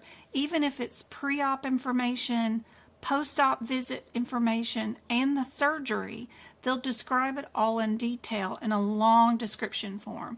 Then they'll have a medium form, and then the short form is what gets put into your AMA CPT book. If you look at the differences between the new codes and what the short form of the description is and what you're missing out on the long form, that will show you in detail what you're missing just having only what's written inside this book. Right here, this is your short descriptor. They have a medium descriptor, and then they have a full descriptor that will show you even what's supposed to happen in a pre-op visit and your post-op visit included in the procedure too, which is great. If we had one book that had all the long descriptors in it, that would be amazing, but they don't provide you with that, so I don't know. But this is cool if you ever wanted to look at these and see what you're missing out on. This will give you a small little glimpse at what you're missing out on. But this is some new information that's come out. See, as a coder, you guys will need to know to come here and see what got updated, because your health plans may update their billing practices based off of what AMA is releasing, not what's inside the books, right? And you'll need to know where to go to find that information and stay up to date for your practice. And then also there are full descriptors of what's covered in your area nationally and locally at other websites where CMS updates based off of these releases what's covered, what's not covered. There's a lot of different websites that you need to know to go to and to sign up for their emails so that you get alerted when they release updates, if you're in charge of that kind of stuff. And still, it's fun to look at, even if you're not in charge, because one day you might be, you know. Or you might can finagle your way into a better position if you are up to date on this kind of information. They have tons of stuff up here that you can sign up for and be a part of. It's really cool. All right, let me get back to this and get back up to radiology. What did you guys think is the answer for that one?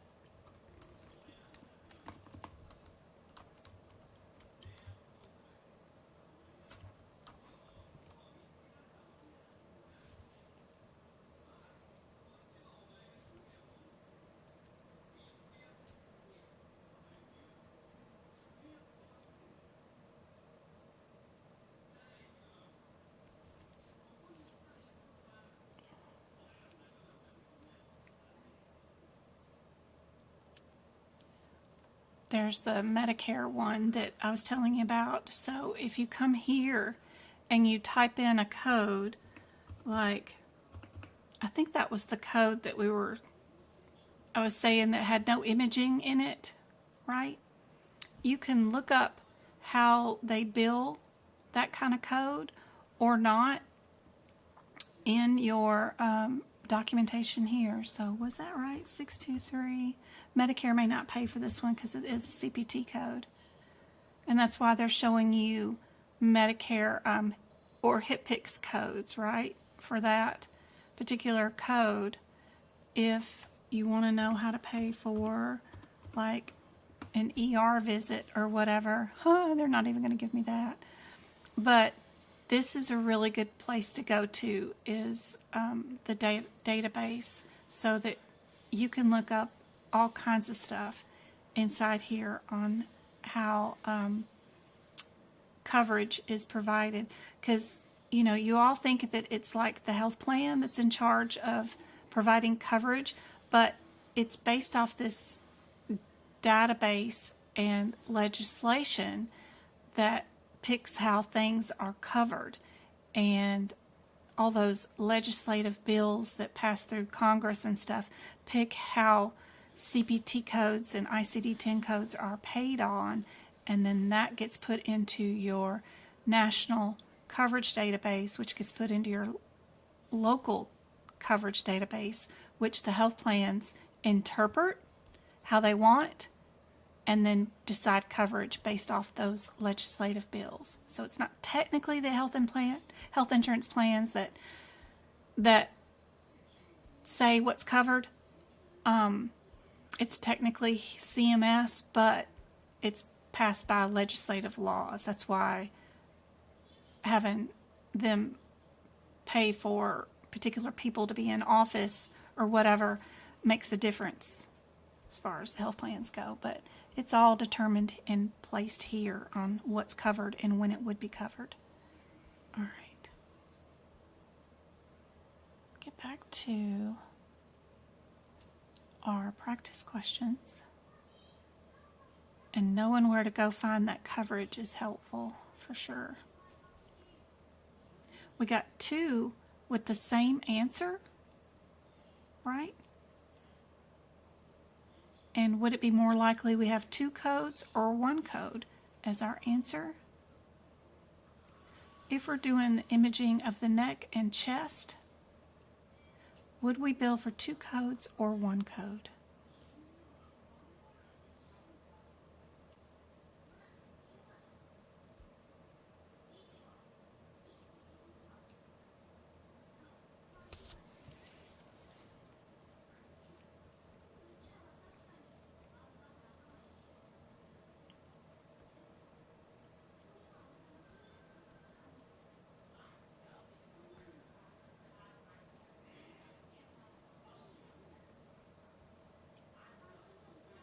You're 58.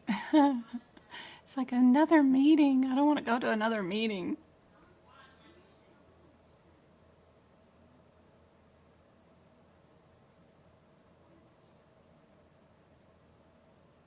Is the AAPC final course, final exam, a good indicator of how you will do on the certification exam? Girl, I think that exam is a little easier than the real certification exam. It depends on, the exam that you get. Some of the exams that people get seem to be easier questions, and then some of them get more difficult questions. What they do when they pick or create an exam is they have their exam questions ranked by difficulty.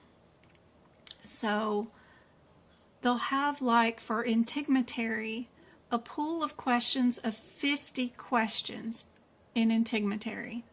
Your exam will pull 2 questions from easy, 4 questions from moderate, and 2 questions from difficult. So out of those 50 questions, some of them are ranked easy, some of them are ranked moderate, and some of them are ranked difficult. Some of the ones that are ranked moderate are a little easier than the ones that are marked high or hard. It just depends on the question that you get actually for that section. But in general, I thought the final exam in the course didn't have enough difficult questions on it. I pulled all the difficult ranked questions from AAPC's batch of questions they give us educators, right? And I sorted them and picked out all the ones that had the rank of difficult for all areas, whether it was HIPICS, business of medicine, integumentary, all the way to cardiovascular. I pulled all of those questions into a 100-question exam, and I put that in my store for $20 or whatever. And if you can do those questions that are all ranked difficult and you can pass with a 70, only get 30 of them wrong or less, then you can know you're going to do good, because that's the most difficult questions that they have as far as the pool of questions that they gave us teachers. And if you can answer all of those correct, then I would feel more confident about you being ready. The final exam that they gave me for the overall course to give to my students seemed too easy to me. And I'm assuming it's the same exam that they give all course people or all courses, it just seemed a little too easy, because it does have some easy questions in it. It does have some moderate questions in it, and then it has a few high ones. But if I was testing you for exam readiness, then my exam, as far as a final exam, would be all high, all extremely difficult questions, 100%. Because if you can do those, then you can do anything in the certification exam that they're going to throw you, because a quarter of them are going to be easy, right? And then a quarter of them are going to be those difficult questions. And then everything else is going to be moderate or medium. You thought the final exam was hard. You got an 84. That's a really good score. That's a good score. It's only missing 20 questions out of 100. But know that a fourth of those questions are ranked easy. Yeah.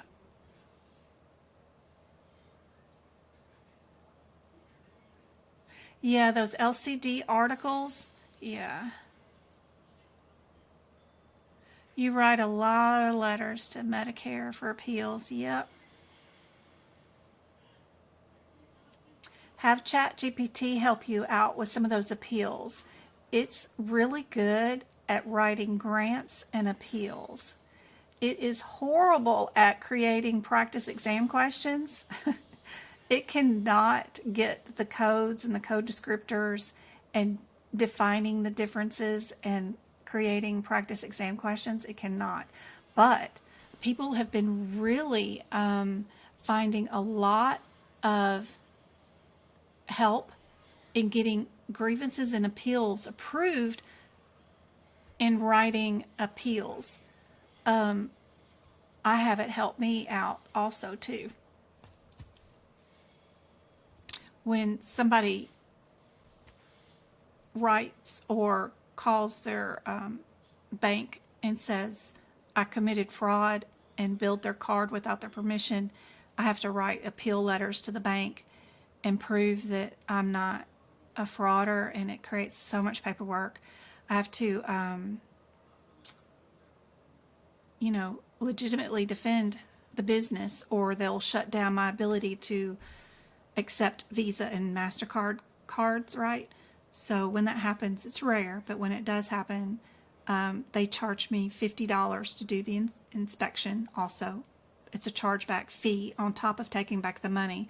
And then I have to appeal it. And I've had ChatGPT cite some laws that I didn't even know to help out with those for sure. So it's pretty cool at writing appeals. This one is B. You did get that one right. Good job.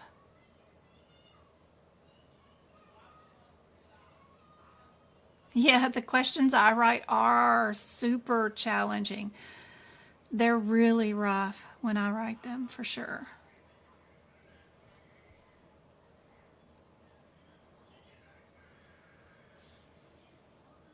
But they do point out some of the differences. This one's really cool. You can see that all of your 4 CPT codes are different. And instead of having to look up 4 different CPT codes and their descriptors, you've got your diagnosis codes are bundled in whether your C code goes first or whether your Z code goes first. Knowing that particular guideline is really helpful. And that will get you down to a 50-50 shot. So learning strategies to attack these multiple choice questions so that you can eliminate answers the fastest way is really helpful. So we have a guideline that if our patient is here for radiation or immunotherapy or something like that, that our Z51 comes first. Is that what they're here for today? And if they're getting beams and fractions, right, then you know that they're here for some sort of cancer treatment, and that code goes first. But you do have to know that guideline. That is 1, 2 no for your certification exam. It's just like a physical. If you're here for a physical, you're getting shots, immunizations, a wellness exam. You know your Z code will be your first code because it's a health status code, right? It's not a history of or something like that. Cancer would be secondary reason for the visit. The reason is to get this treatment for cancer. It's not the cancer, it's the treatment is the reason for the visit. So why we need a Z code. So we can eliminate these two as possible answers, and then it's just a difference between these two codes. And that'll help out. They do have different 3-digit codes in the front, so they might have different main red headers, which could help out.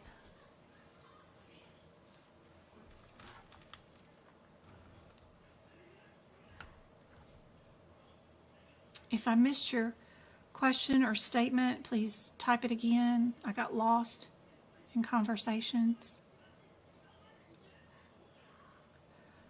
Are the questions we're doing hard or a mix? Question 1 in this series was part of the easy ones, right? 1, 2, 3 through 10. Now we're into the 30s. There's only 50 questions, I think, in this series. So we are in everything is going to be, because these are all sorted, right? Easiest are in the beginning, medium, and then hard. So we are in the tail end set of these questions, so these are more difficult. When we get into the 40s, you'll know you're in the extremely difficult ones.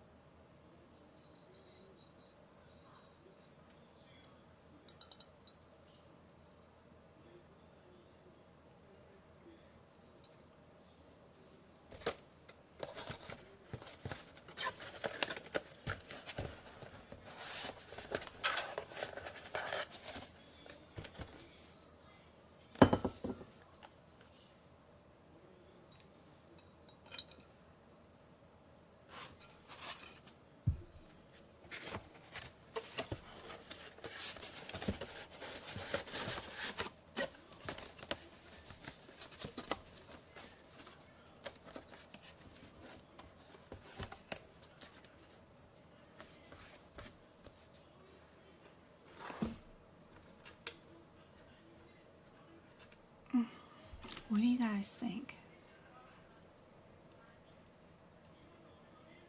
See, let's go look at our differences. So 774. So 774. They even have that radiation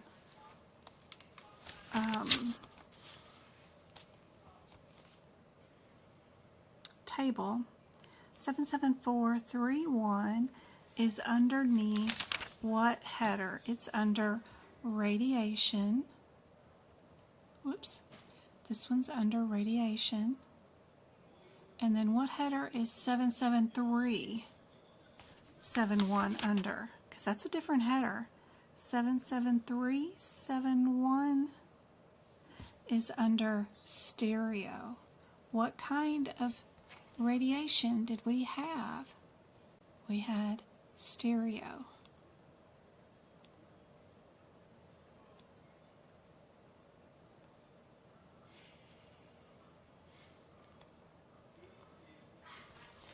Looking at just the CPT code descriptors will lose you this exam. Whoops, wrong one. if you only go to the code and its description. That will lose you this exam. You see how the 371 or 373, whatever, that will lose you the exam.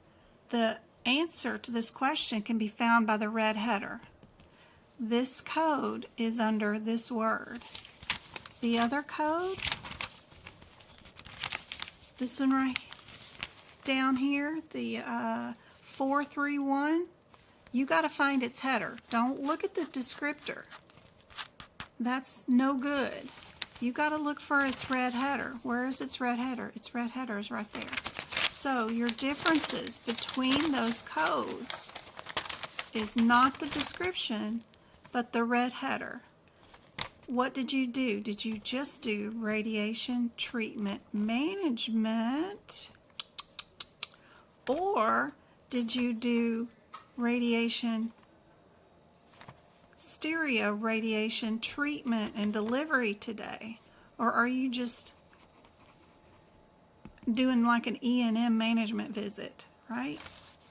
This is your differences. This is how you pass the exam, is knowing that you don't go from CPT code and description. That's not going to give you the correct answers. What's going to give you the correct answers is looking them up by their headers. And sometimes their headers are on different pages away from where they're at. You know, these codes, you have to turn back a couple of pages to find their header.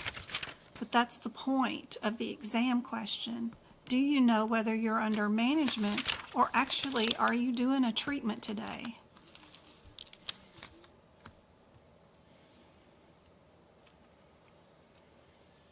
Does that make sense, guys?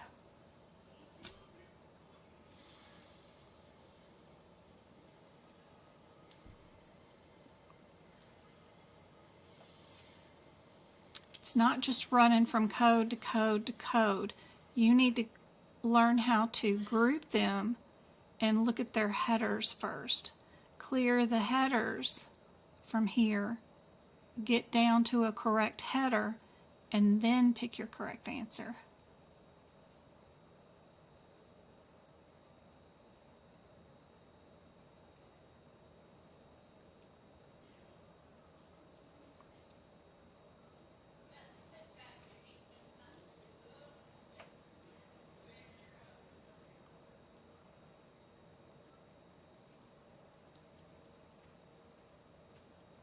All right, what do you guys think about this one? 777, we might be all under the same header. We'll see. 89, 99, 61 and 62, yep, all under the same header of clinical brady therapy. Are we intra? Are we surface? Supervision? Unspecified? Do we have something here that isn't listed in a code descriptor under this header at all? If we are to pick the 99 code, then something happened that is underneath this header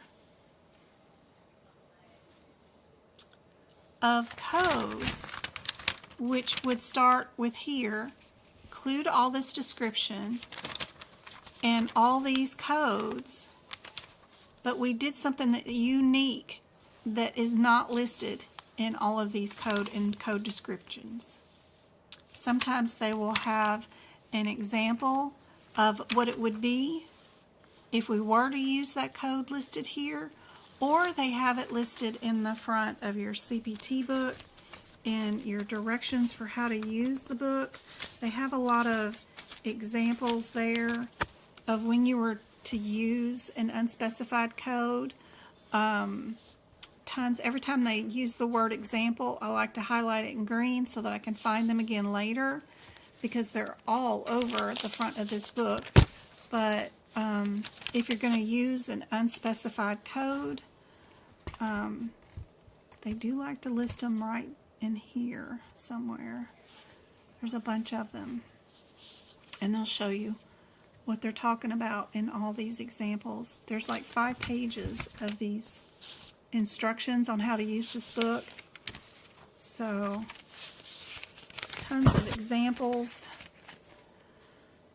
For example, when to add the modifiers, when not to.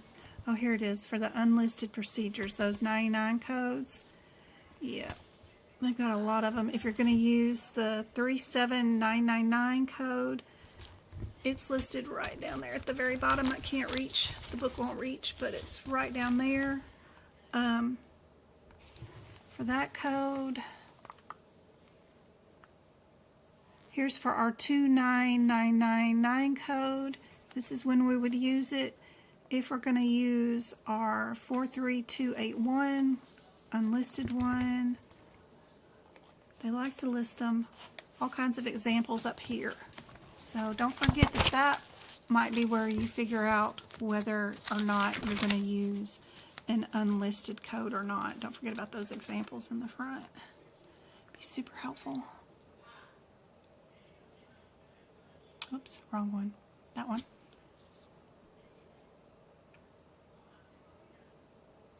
Now remember, during the exam on certification day, they're going to get rid of the word that's in the brackets, right? So your certification exam question will get rid of that word that matches the CPT codes.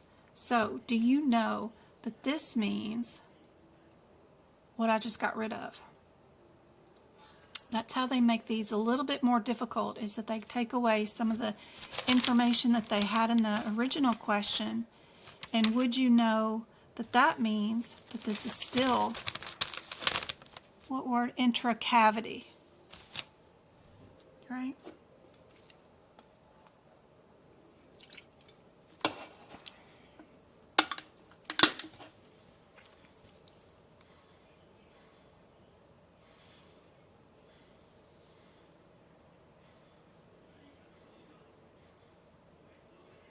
Awesome.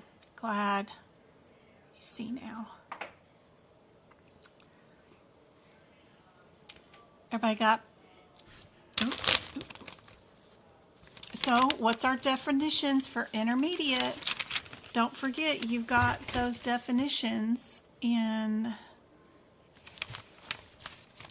your guidelines, right? Simple is just the application of 1 to 4 ribbons. Intermediate is 5 to 10, right? So, how many did we do? If we look at our question again, how many did we do? I see the word 6.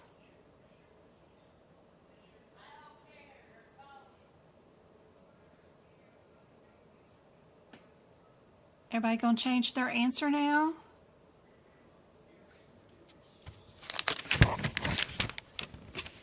How many are intermediate?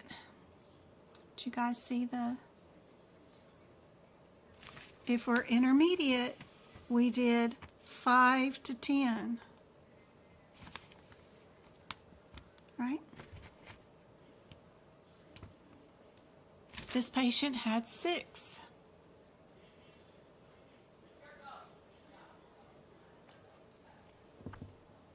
You don't have to guess about your simple, intermediate, or complexes in these areas. They do have the definitions right before you code is set. So wherever you're at, if your differences is between simple and intermediate, don't just guess. Go look up here and see what the differences are. 1 or more treatment areas, 2 or more ports, versus just a single treatment area, right? They'll have the differences listed. That's a different code set, but you know what I'm saying. They've all got their differences listed for you between your simple, intermediate, complex, simple, and complex. They're all listed. It's usually not too far away from the code set. B is the answer.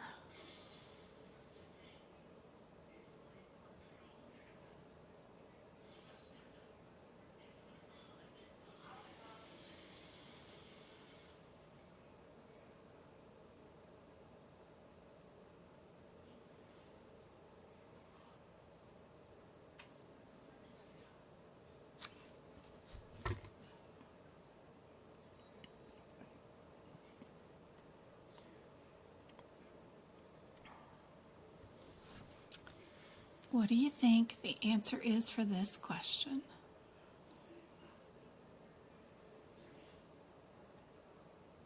Play around with the process of elimination. Look for similarities. Look for coding irregularities. Do these CPT codes include radiology or not? Is it more likely we have 2 codes or no codes, right? We can run to these codes really quickly. 64483. See if they include radiology or not. Why is Travis being so loud? 83. Don't forget about your differences between your mama and your child codes. 64483. Where are we at?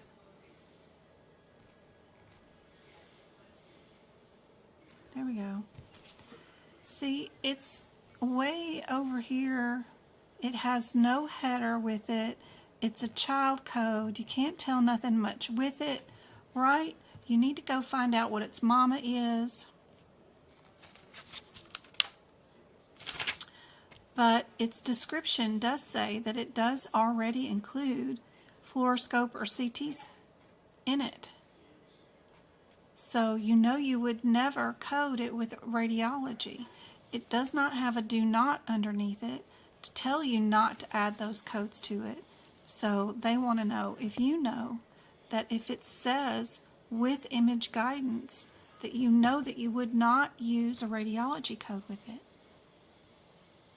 So you know this one, A and C, are probably incorrect. Then it's just a difference between your 83 and your 93. Those are under different headers. Your 93 is going to be under this header, and your 83 is underneath this black header. Are you doing this set of nerves, or are you doing the other set of nerves? Where are you at? That's the difference. It's not really your CPT code. You need to know where you are in your headers.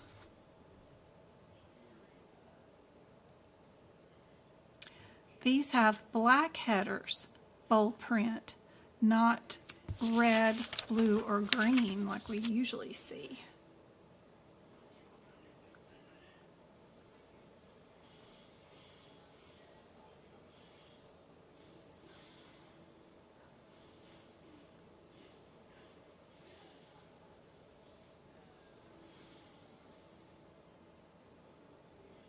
What type of injection we're doing will make a difference, depending on which set of codes we are dealing with.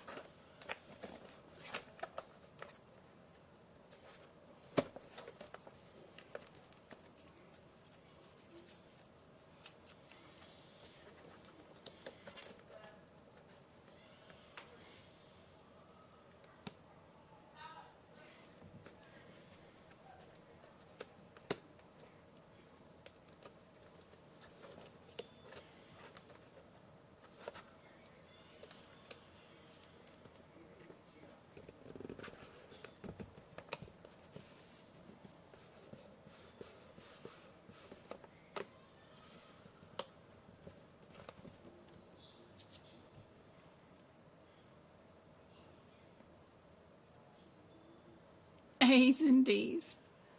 Definitely will not be A and definitely will not be C, because radiology is already included in our CPT code descriptor.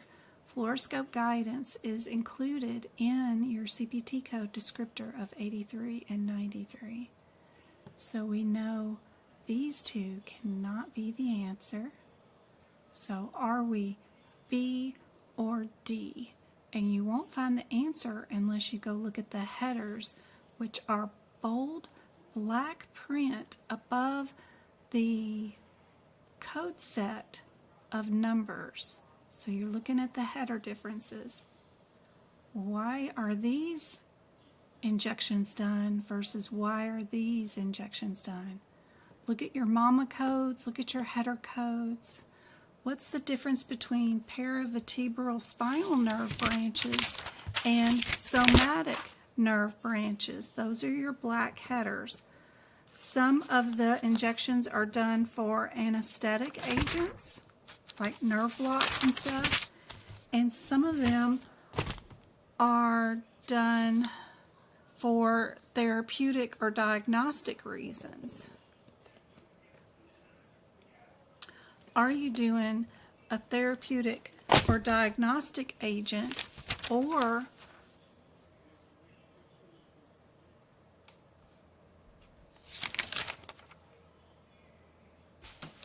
are you doing an anesthetic agent? 64483, you have to go look for its mama.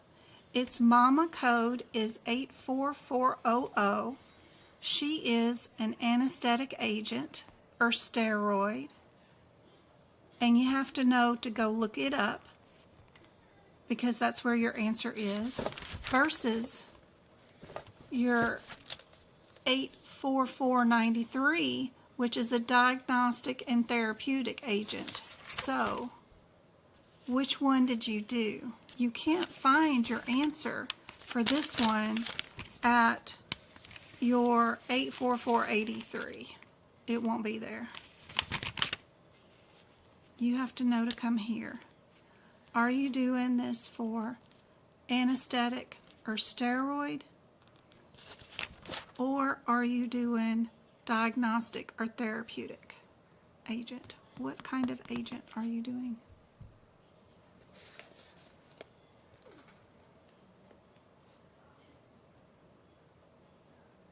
They might not tell you the name, the type of drug it is. They might just give you like the word kinolog. And then you have to go find out if that is a diagnostic or therapeutic or steroid, right? And that happens to be a steroid. You do have a drug index in your HIPICS book that you could look up and see what kinolog was. So during the exam, how they would make this more difficult is they could actually just give you the name of the drug and make you figure out whether you are doing therapeutic agent, diagnostic agent, or anesthetic agent, or a steroid agent.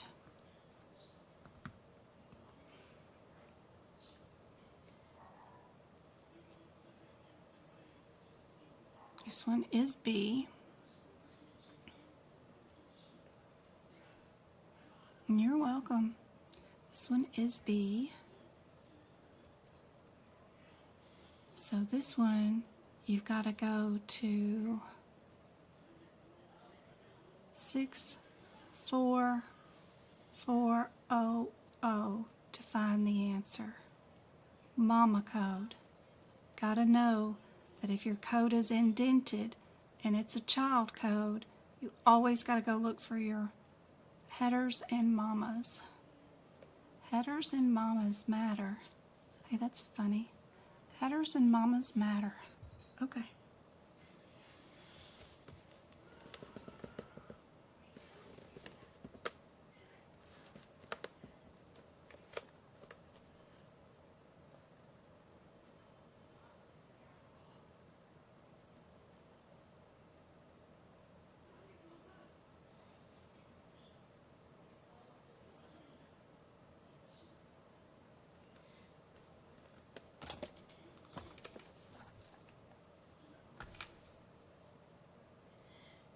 I know it's getting late over there on the East Coast. We'll do one more and then we'll do the rest of the most difficult ones on Monday if you guys want to come back and do some more questions. I've already got the link up for Monday's live lesson.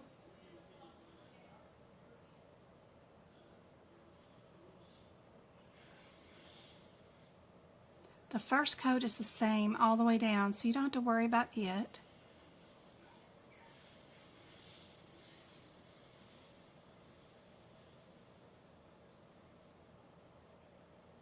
It's just the differences between your radiologies. What do you guys think is your answer?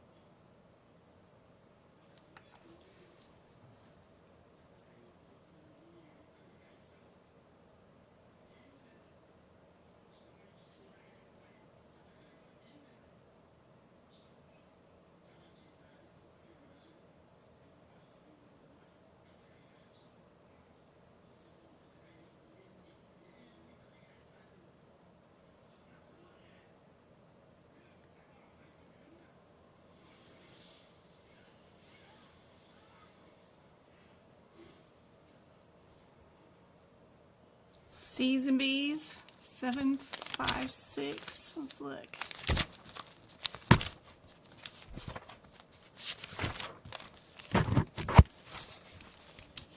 Seven, 5, 6.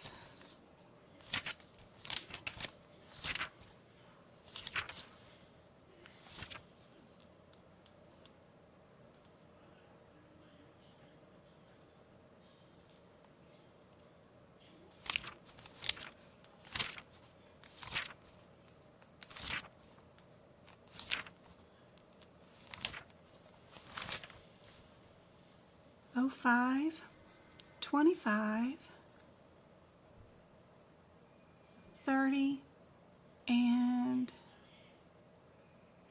16.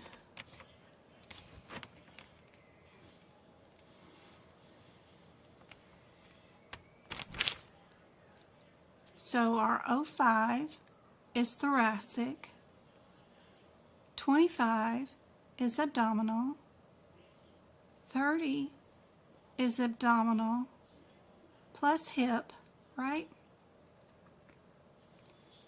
And then our 16 is just extremities, unilateral. What did we do? We did abdominal. So you know you can get rid of thoracic. 25 is abdominal and 30 is abdominal. 16 is extremities, so we can get rid of that. So out of these two, what are our differences between our 25 and our 30? It's whether we did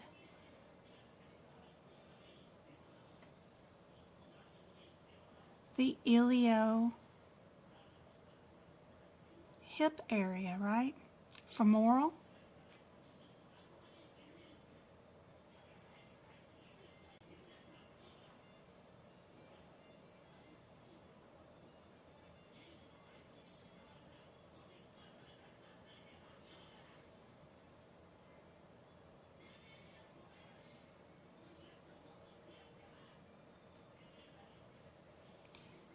It is B.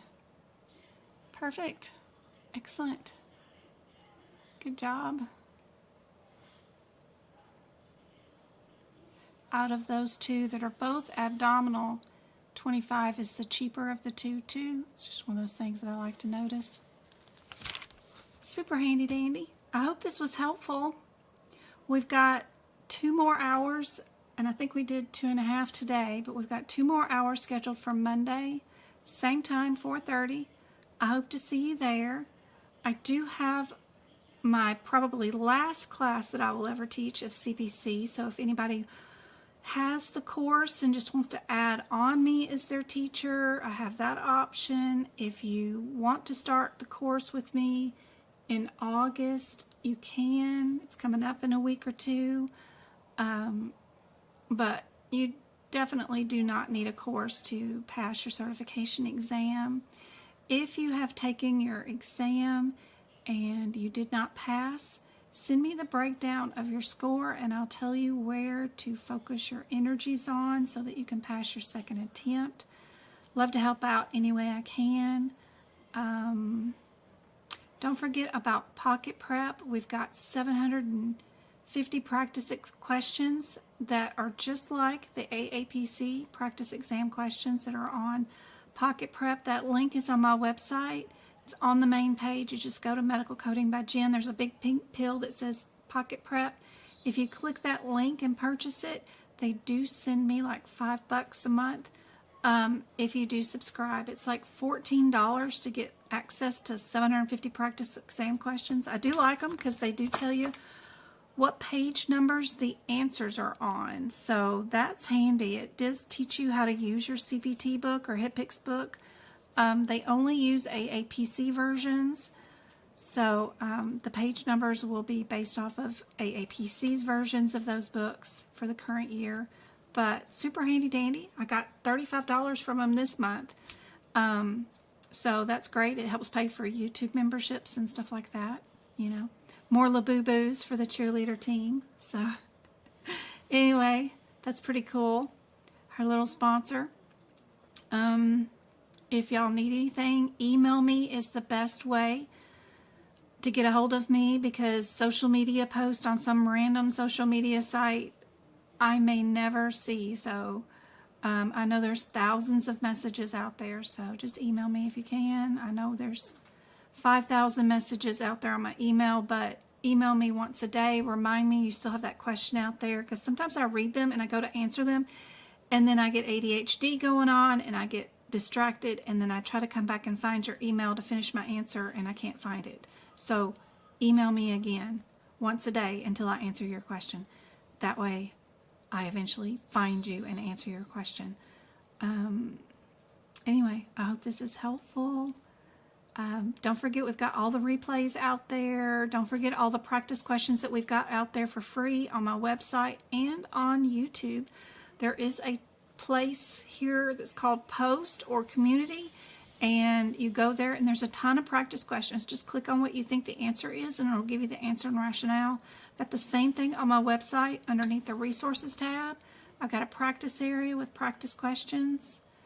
I've got some new questions that I need to update on that area and in our membership area this weekend. So while I'm not teaching a course, I am going to be doing all the website updates this weekend. So I hope this is all helpful. Don't forget about the practice exam that I do have inside the shop that is worth, it has 100 questions in it, and I did pull out the difficult ones that are ranked by AAPC as difficult. And that's what that exam holds, is the top 100 difficult questions all in one exam. You print it out and you do it yourself. It's just a paper with answers and rationale. So avoid the answers and rationale. Just do the questions and then look at the rationale afterwards. The other thing I got is if you need CEUs, my last workshop for the boot camp was and is good for 6 CEUs. If you've already passed your CPC exam and you need 6 CEUs, that workshop or its replay is good for 6, and I've got that approval from AAPC. My next workshop next month for the mock exam, I did put in for a CEU for each one of those, just one CEU for it since it's just a mock exam, but hopefully that will get approved and we'll be able to do that next month too for more CEUs. All right, guys. Love you guys. I hope this was helpful. No, not just like my lives. They are mock exams where we go in the same pace as the certification exam. If you have 120 seconds per question, that's what we do in my workshops. So there's no talking or me flipping around from one page to another, showing you cool stuff on the internet. We're only focused on how fast we could find the correct answer in our books during an exam. It's meant for you guys to show up and have no idea on what questions are going to be shown to you. And then we do the exam questions just like they would be presented to you on exam day. And we do them in, 75 questions in 3 hours in the same pace. And that way you know what you've got to face on exam day. You know how fast you need to get to the codes, the headers, being able to find definitions, your anatomy terms, what it's going to be like on exam day. That's what the workshops are like. The boot camp, which was 7 hours long, goes through more of what are the top codes that are most likely going to be on your exam, what are the most misconcept in that area, and how do you handle those questions in that area. What's the differences between those codes and the descriptions that you need to look out for? That kind of stuff. So that's why it was worth 6 CEUs and took 7 hours. But it goes through all 18 areas of the exam. So it's a good workshop. It's just a lot. But not a lot of family interruptions and that kind of stuff. So it's more regulated. This is just, fluff volunteer time that I'm trying to help you guys out.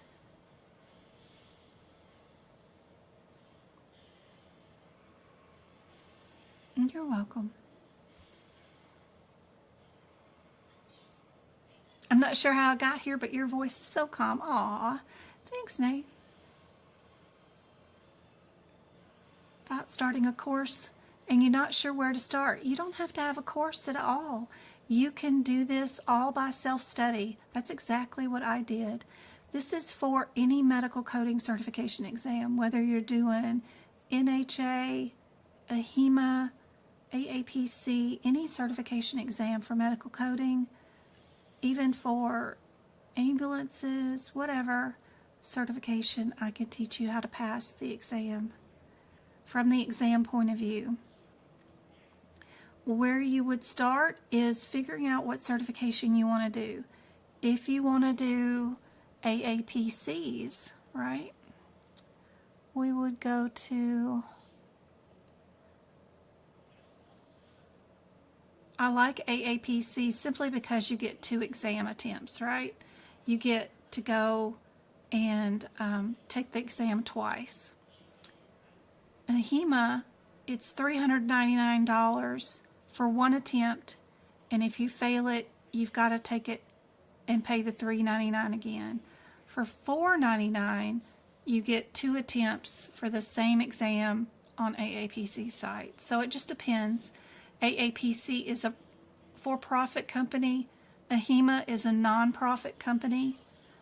But both of them, you can take the certification exam without taking a course. They, of course, sell courses. But you just need to figure out what certification you want. If you want this gold standard on AAPC's website, CPC is the gold standard. If you want, it comes with a few things that some of the other certifications don't.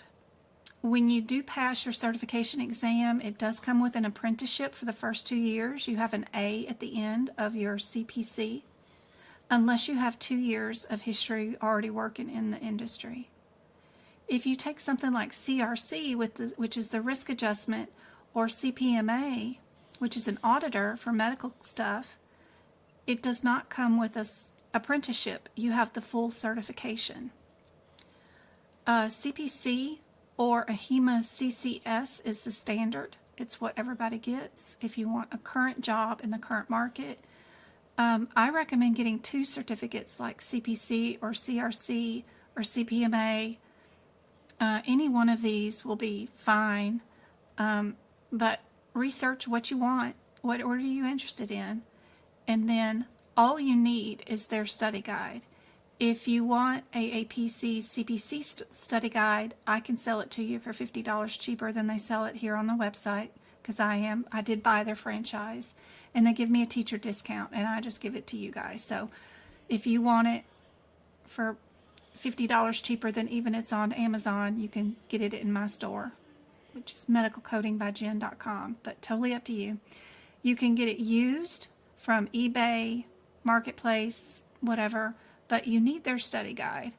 And over here under preparing for the exam, they may have the study guide. There it is. It's right there. So that's what the study guide looks like. You can get one that's a different year, 24, 25, it doesn't matter. I even like my 2019 version. It will have some updates and some updated codes, but still, the first chapter in this is the business of medicine. What is Medicare Part A, Part B, Part C, Part D? Those are your first questions on your exam. So you need that study guide. It's either $149 or $99 for members if you're already a member of AAPC. Or you can get it off Amazon or whatever, or my website. But you need the study guide because it's just 18 chapters of the exam, basically. Everything that's in there is on the exam. And then you just need some practice questions. It's important to get some practice questions because they are in the same testing area that your exam will be in. So it's just one exam you need to pass, and it's 100 questions. It's all multiple choice, and it's open book. You get to bring your books, not your study guide, but your ICD-10 book, your HIPICS book, and your CPT book with you when you come on exam day. And you get to take the exam. I take my leave. Love you. Where are you going? I'm going back. Why? Because she only dropped me over because she had to work and there was no one at the house alone, and I cannot deal with the newborn puppy because he pees everywhere on the floor. Ooh. So you're going to practice in the first thing in the morning again? Yeah. How is it? How's good. the coordination? It was tiring though. Do you need a pill to stay focused tomorrow? I'm good. You sure? Yeah. She has my meds, anyways. Not that one, but I'm just saying, if you need the focus one, let me know. Okay. I love you. Love you. All right. So we've got practice exam questions that are important because you're going to be in the same testing area. If you're taking the exam remotely from home, which you can do, you don't even have to go to a testing center. You can do the 100 questions remote from home. It'll still be on the same website that these practice exam questions are on. And you need to practice in it so you know how to navigate it. Even if you take it at a testing center in a facility and you're using somebody else's computer, the exam will still pop up in the same testing area. And you need to practice around in it so you know how to use it. So it's you know, a little temperamental like this one is for me. But knowing how to navigate inside their testing area is part of it. So just learning how to get into the site, learning what the exam questions look like this, learning where your timer's at, where your calculator's at, where your notepad is at if you need it, your E&M calculator if you're provided with one, where to find your set of questions, if you flagged any questions, how to find them, if you want to flag them, and then go back to them later, and then go back to your next one. You want to learn how to navigate inside this system. So that's important, is to get you just a few practice exam questions. They're usually around $80 for $80 for around, what is that? They've 150 questions. So getting the practice exam questions is the next thing you need to do. And then you need your 3 manuals, your ICD-10, your CPT, and your HIPICS book.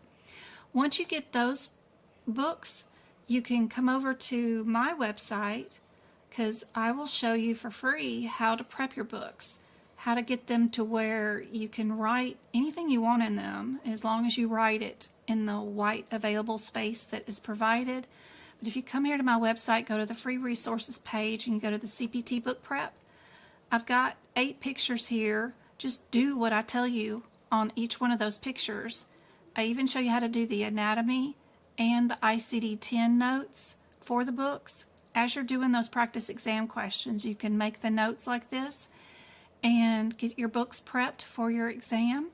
And then I do practice exam questions with you guys twice a week here on YouTube.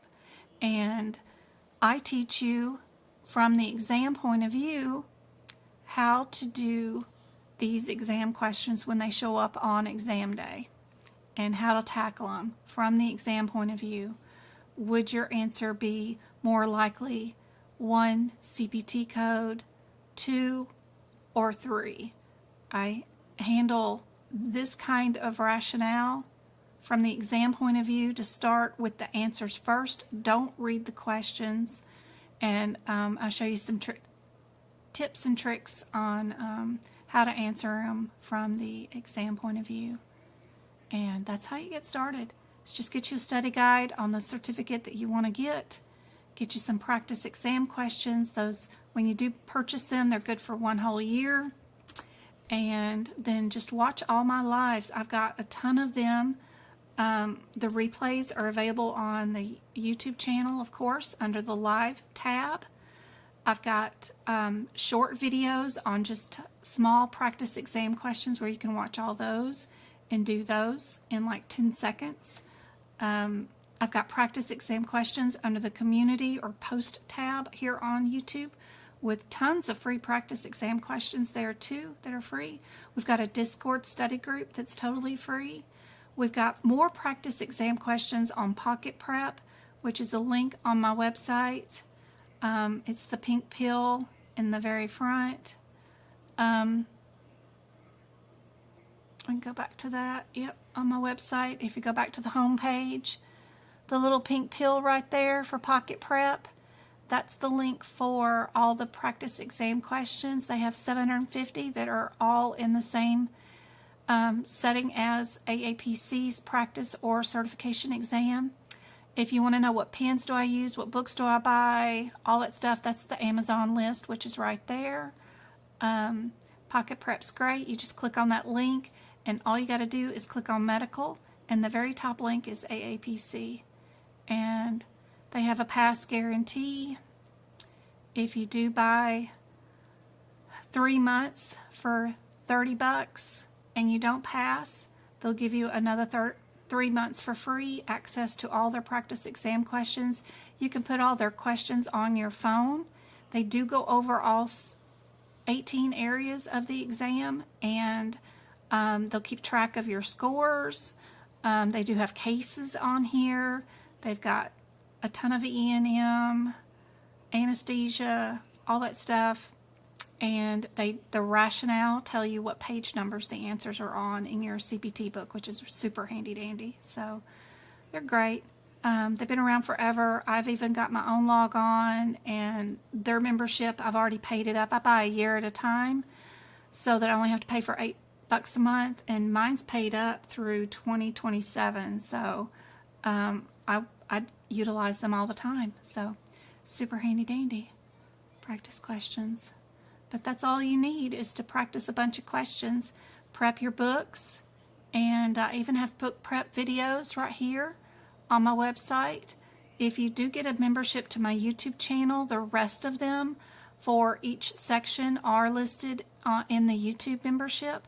But if you want to watch me in video form prep the books for the exam, then these are free, and then the ones in the $4 YouTube membership are all included of all the chapters there. So There's a ton of them there if you need it. But there's a free practice area. Super handy dandy. It has free PDFs that you get to download and practice exam questions. Just click on what you think the answer is and the rationale will pop up for you. So just click on it and yep. And I do update these. So super cool. Anyway, I hope this is helpful. Hope it gets you started in that remote work from home position.